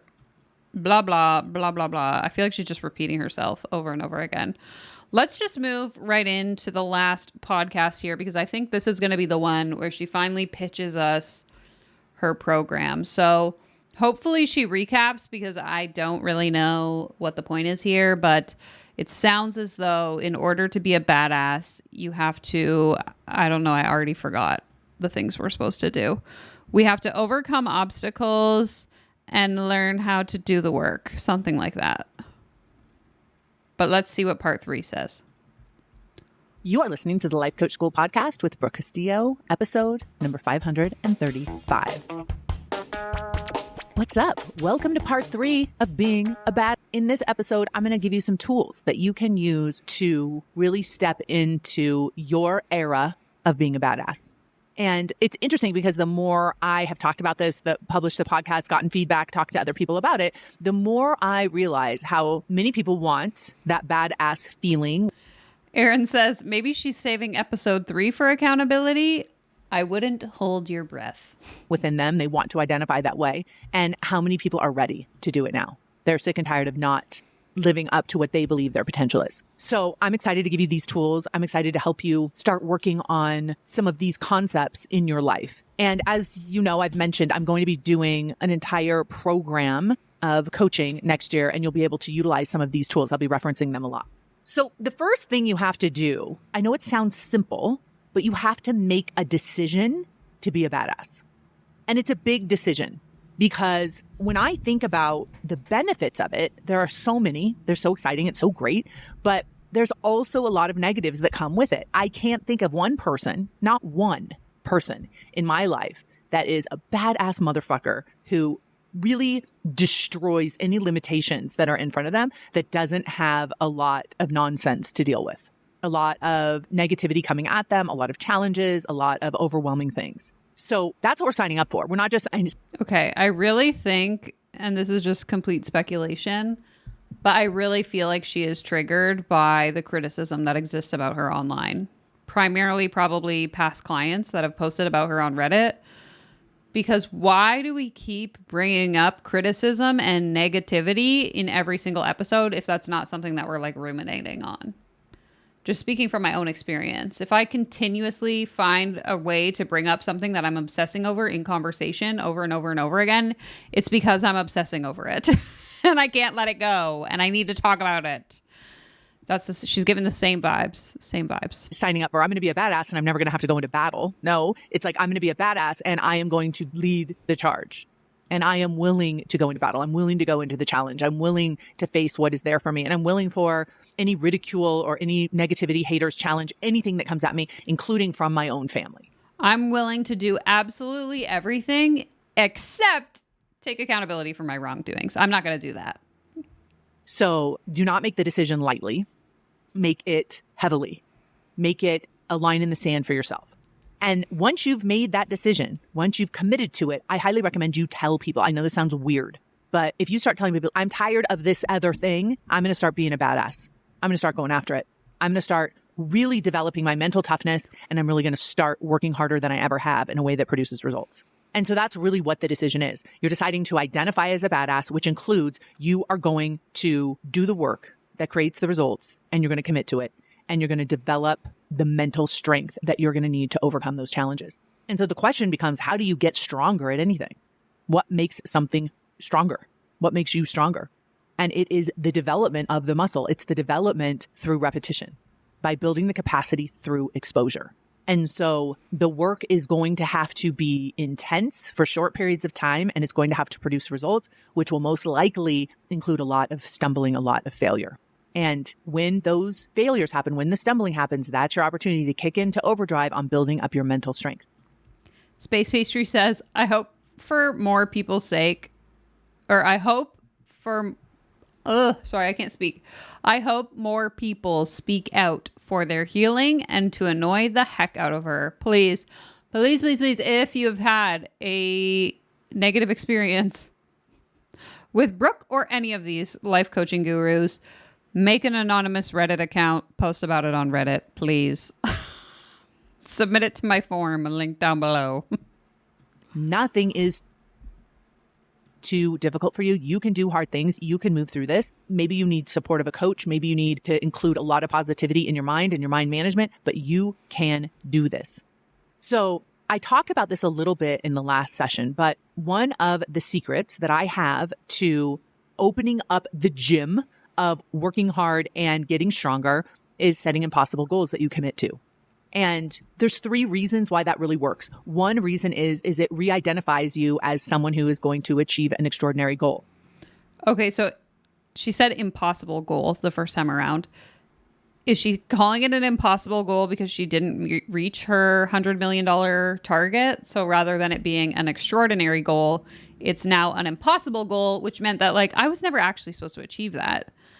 I was just, reaching for the stars and hoping for the best.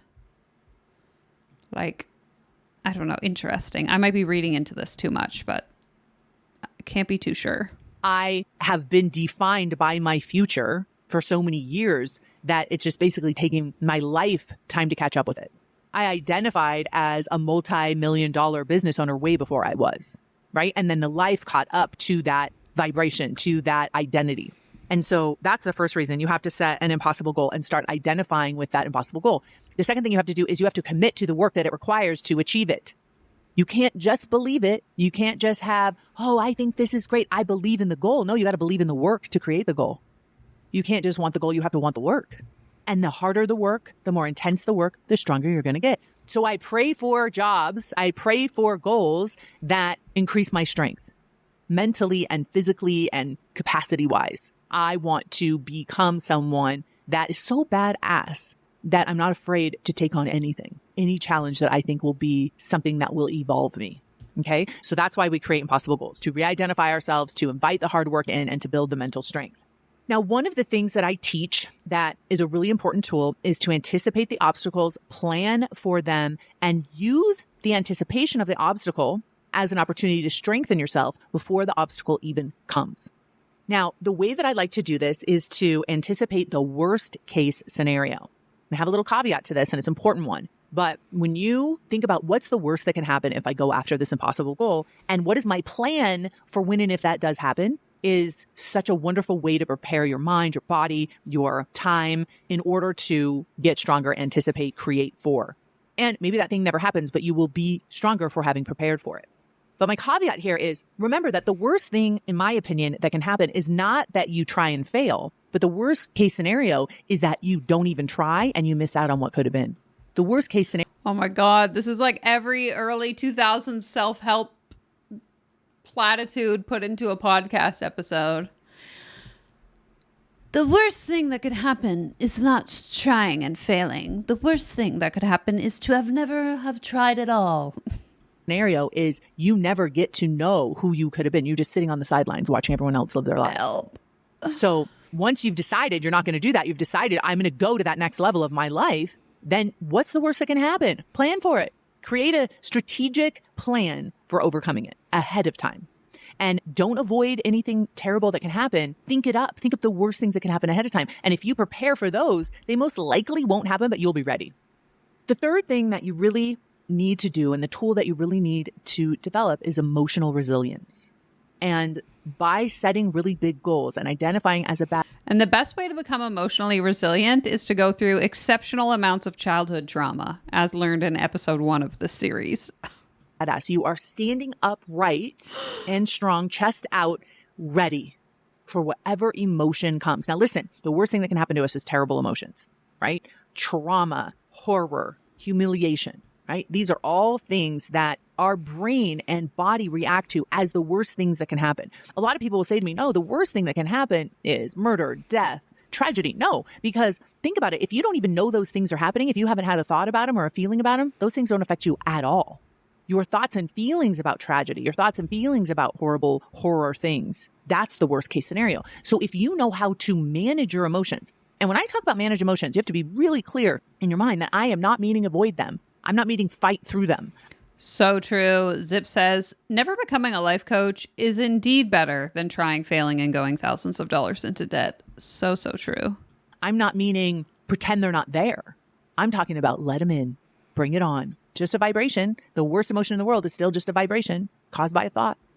And the more you manage your mind and your emotions, knowing this and knowing that you are the cause and you are responsible for what you think and feel. And many times you're going to want to think and feel negative things because that's appropriate for the situation.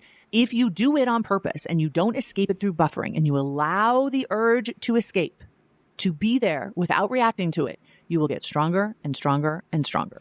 Again, this is a good example of her, as I mentioned closer to the beginning of this, her perspective that like you are entirely responsible for the outcomes in your life. So your reaction to everything is going to be what creates the life that you have. So if something horrible happens to you, it's your responsibility to respond in a certain way. And I think that that statement she just made is a reflection of that belief. Now, this doesn't mean you have to expose yourself to danger on purpose in a way that isn't productive. That's not what I'm saying. I'm saying expose yourself to danger in a way that is productive. And by danger, I mean anything your brain is afraid of because it's in survival mode. Expose it to that.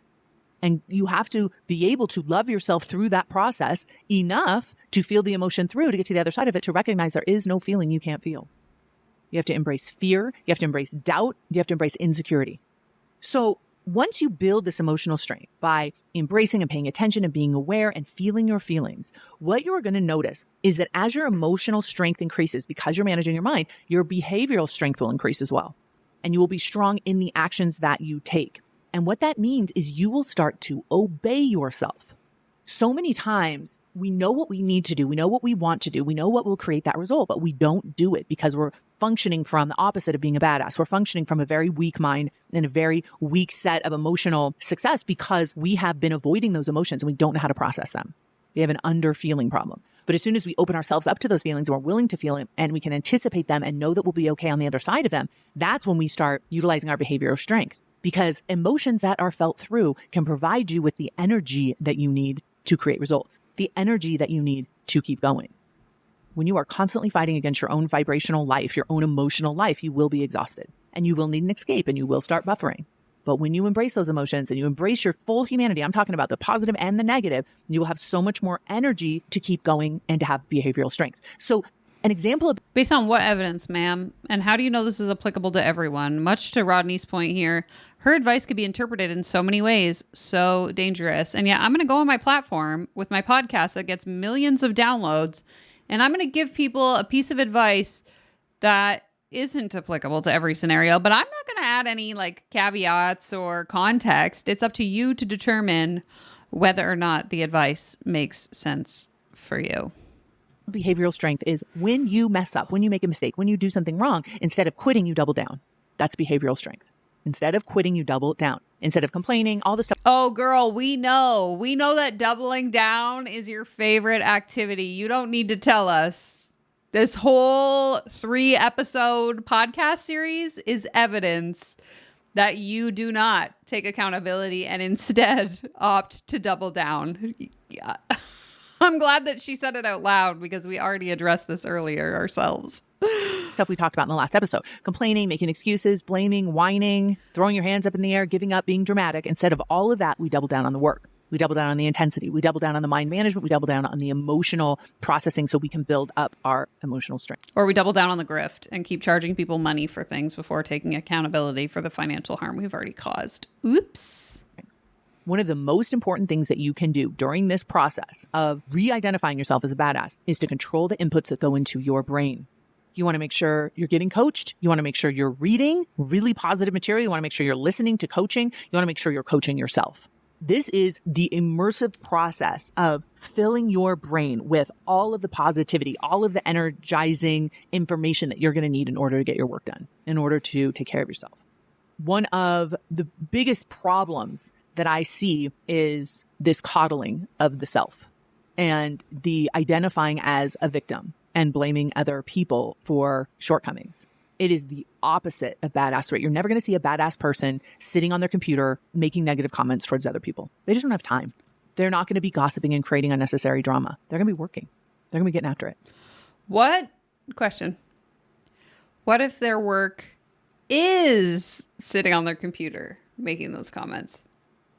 I'm just asking, I'm wondering for a friend of mine, not me, but somebody I know who spends their time on the internet making videos on their computer.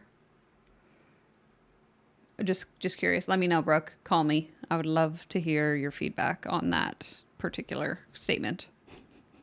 And so I would say the difference between coddling is it's an attempt to create comfort in a way that weakens you versus loving yourself, which creates a level of comfort that strengthens you. So self-love is eating really good food, taking care of your health, resting when you need to help, planning ahead, obeying yourself, creating the life that you want and that you deserve. That is self-love, and it's fierce. Coddling is all of this like, oh, this is too hard. I'm going to make an excuse. I'm going to blame. I'm going to look for all the reasons why I'm a victim and I can't do any of this. Right? And listen, I spend a lot of time coddling myself. I'm not going to lie. I catch myself doing it to this day. Right? I slip into that, oh, poor me. I'm so exhausted. I need a break, when I know that's not really it. The reason I feel tired is because I haven't been doing the work that energizes me and strengthens me. I've been doing things that weaken me. And so I'm, as your coach, willing to call you out on this, but you have to be willing to call yourself out on it too. You have to be willing to do it in a loving way where you're like, hey, look, I know we can do better. Okay. I'm going to skip ahead a bit to the end of the episode. I do have to get off here. I know it's like 6 o'clock now, but I don't have a lot of time to spare. So we're going to move forward just a little bit and just get to the pitch. Because, yeah, this is just very, very repetitive at this point.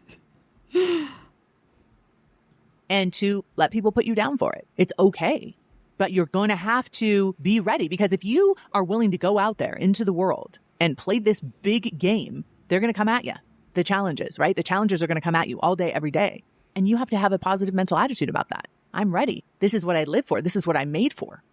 And the more you build yourself up, you will realize that you will be built on a pile of failures, on a pile of mistakes, on a pile of judgments. And there's going to be enough negativity coming at you. You cannot be one that's creating that negativity within you.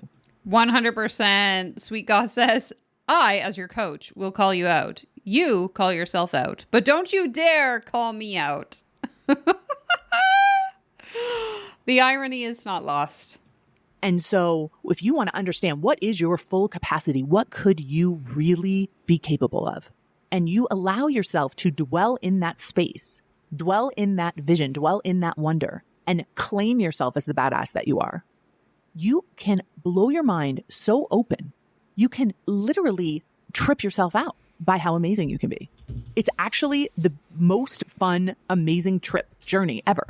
And it doesn't have... Guys, you're going to blow your mind out. It's the most amazing, miracle blowing mind ever thing. Blow it out. What is she saying? To be something that everyone else notices. It's just, you know what you've done. You know what you've overcome. You know, I think one of my biggest accomplishments in my entire life is removing the compulsion to overeat from my brain. I literally just don't have it anymore. It's just not there. And that to me is the biggest miracle. I have blown my mind so many times thinking how I used to be and how I am now. Right? And the compulsion I used to have to drink, that I don't have it all anymore. Just gone. The desire that I had to create a family, create a business, create an amazing group of chosen family friends. Like, all of it blows my mind every single day.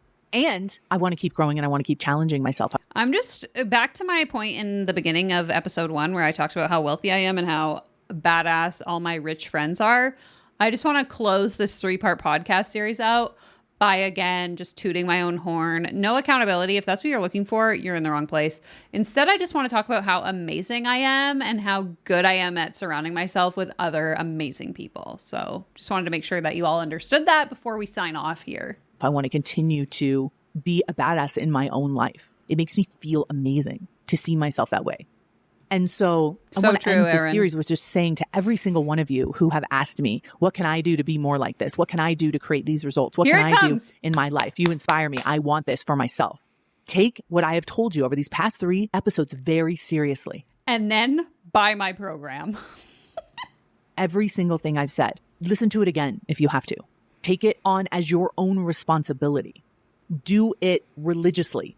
Manage your mind. Continue to listen to other episodes of this podcast. Listen to Anti-Fragile, Post-Traumatic Growth, Dread Sprints, anything that has to do with managing your mind, anything that has to do with processing your emotions, anything that has to do with working hard and creating really strong results in your life.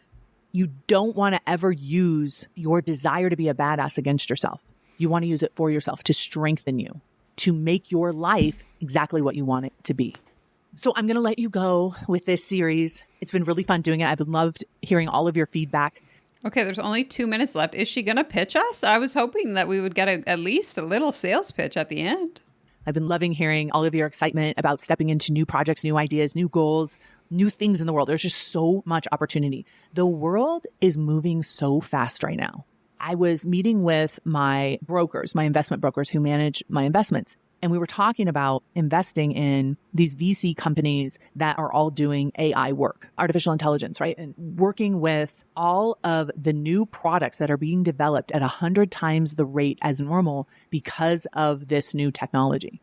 And the world has sped up so much over the past 200 years, right? We just keep getting faster and faster and faster. It's nothing like about what we're heading into. We're heading into a light speed of exciting opportunities for what we can create with our lives. Desires, we have more support than we've ever had. We have more ideas than we've ever had. And we have more negativity than we've ever had, right? It's just the same balance, but it's all a lot faster.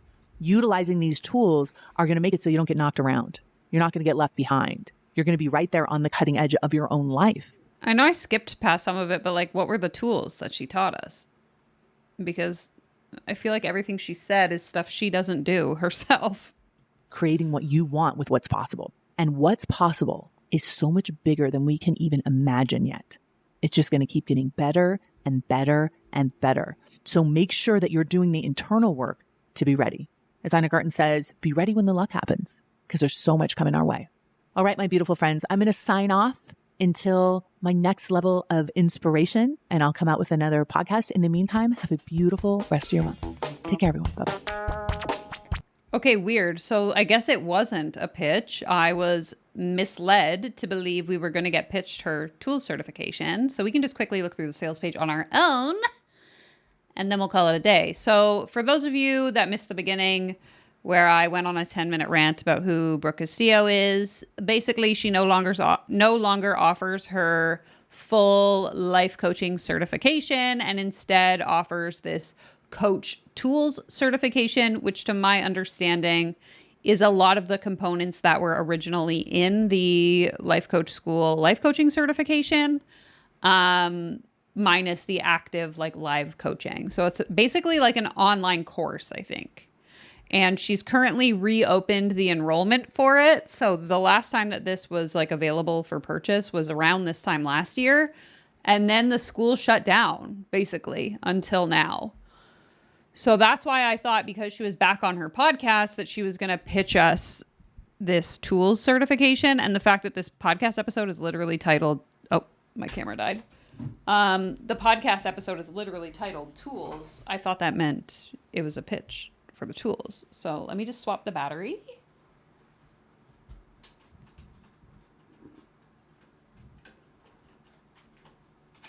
Now, as an aside, I do have a dummy battery coming for this camera so that I will never have to do this again.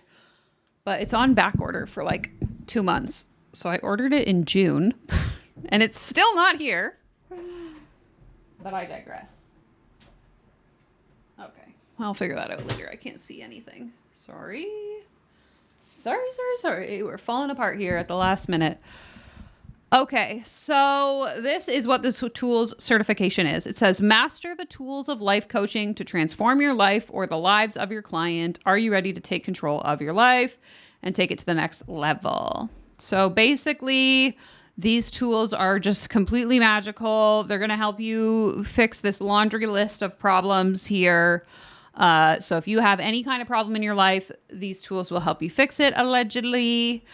Because it's all possible with the tools of life coaching. So the certification is for you if you want to use these tools in your coaching practice, in your business, in your place of work, in your family, or in your personal life. These tools literally change the trajectory of families, businesses, and relationships, as noted by thousands of students. Funny, what about the ones that didn't get results? Curious if you have any thoughts on those. Probably not. Okay, enrolling in the coach. Oh, this is a testimonial. So basically, okay, it is. It's an online course, 6 self-paced modules. So you get to learn about the model and then all the different ways that you can use the model. There's an exam, you get a curriculum book, a workbook, and then you get the certification. So once you are certified, you will be ready to start using all of the coach tools with confidence and effectiveness. You will also receive a coach tools certification logo that you can use on your website. Oh my God, sign me up. Blah, blah, blah, blah, blah. So you're paying for an online course. And the price of that online course is $3,000 US. So do with that information what you will. I just thought it was important to note that this is the current grift she is shilling. And that is presumably why she's back on her podcast. Because again, if you missed the beginning, she has not posted on this podcast since December. And then she came back in June and July for this series. And that was it. So she posted about 5 episodes. And then now the tool certification is open. So we love to see it. Post and ghost until you need a quick cash injection and then show back up on your podcast. So then you get access to a bunch of these bonuses as well, which I believe are also available for individual purchase elsewhere on her website. I'm not sure if you were an LCS coach previously, if you already had access to all of these different resources and things. But that's the general gist of this program.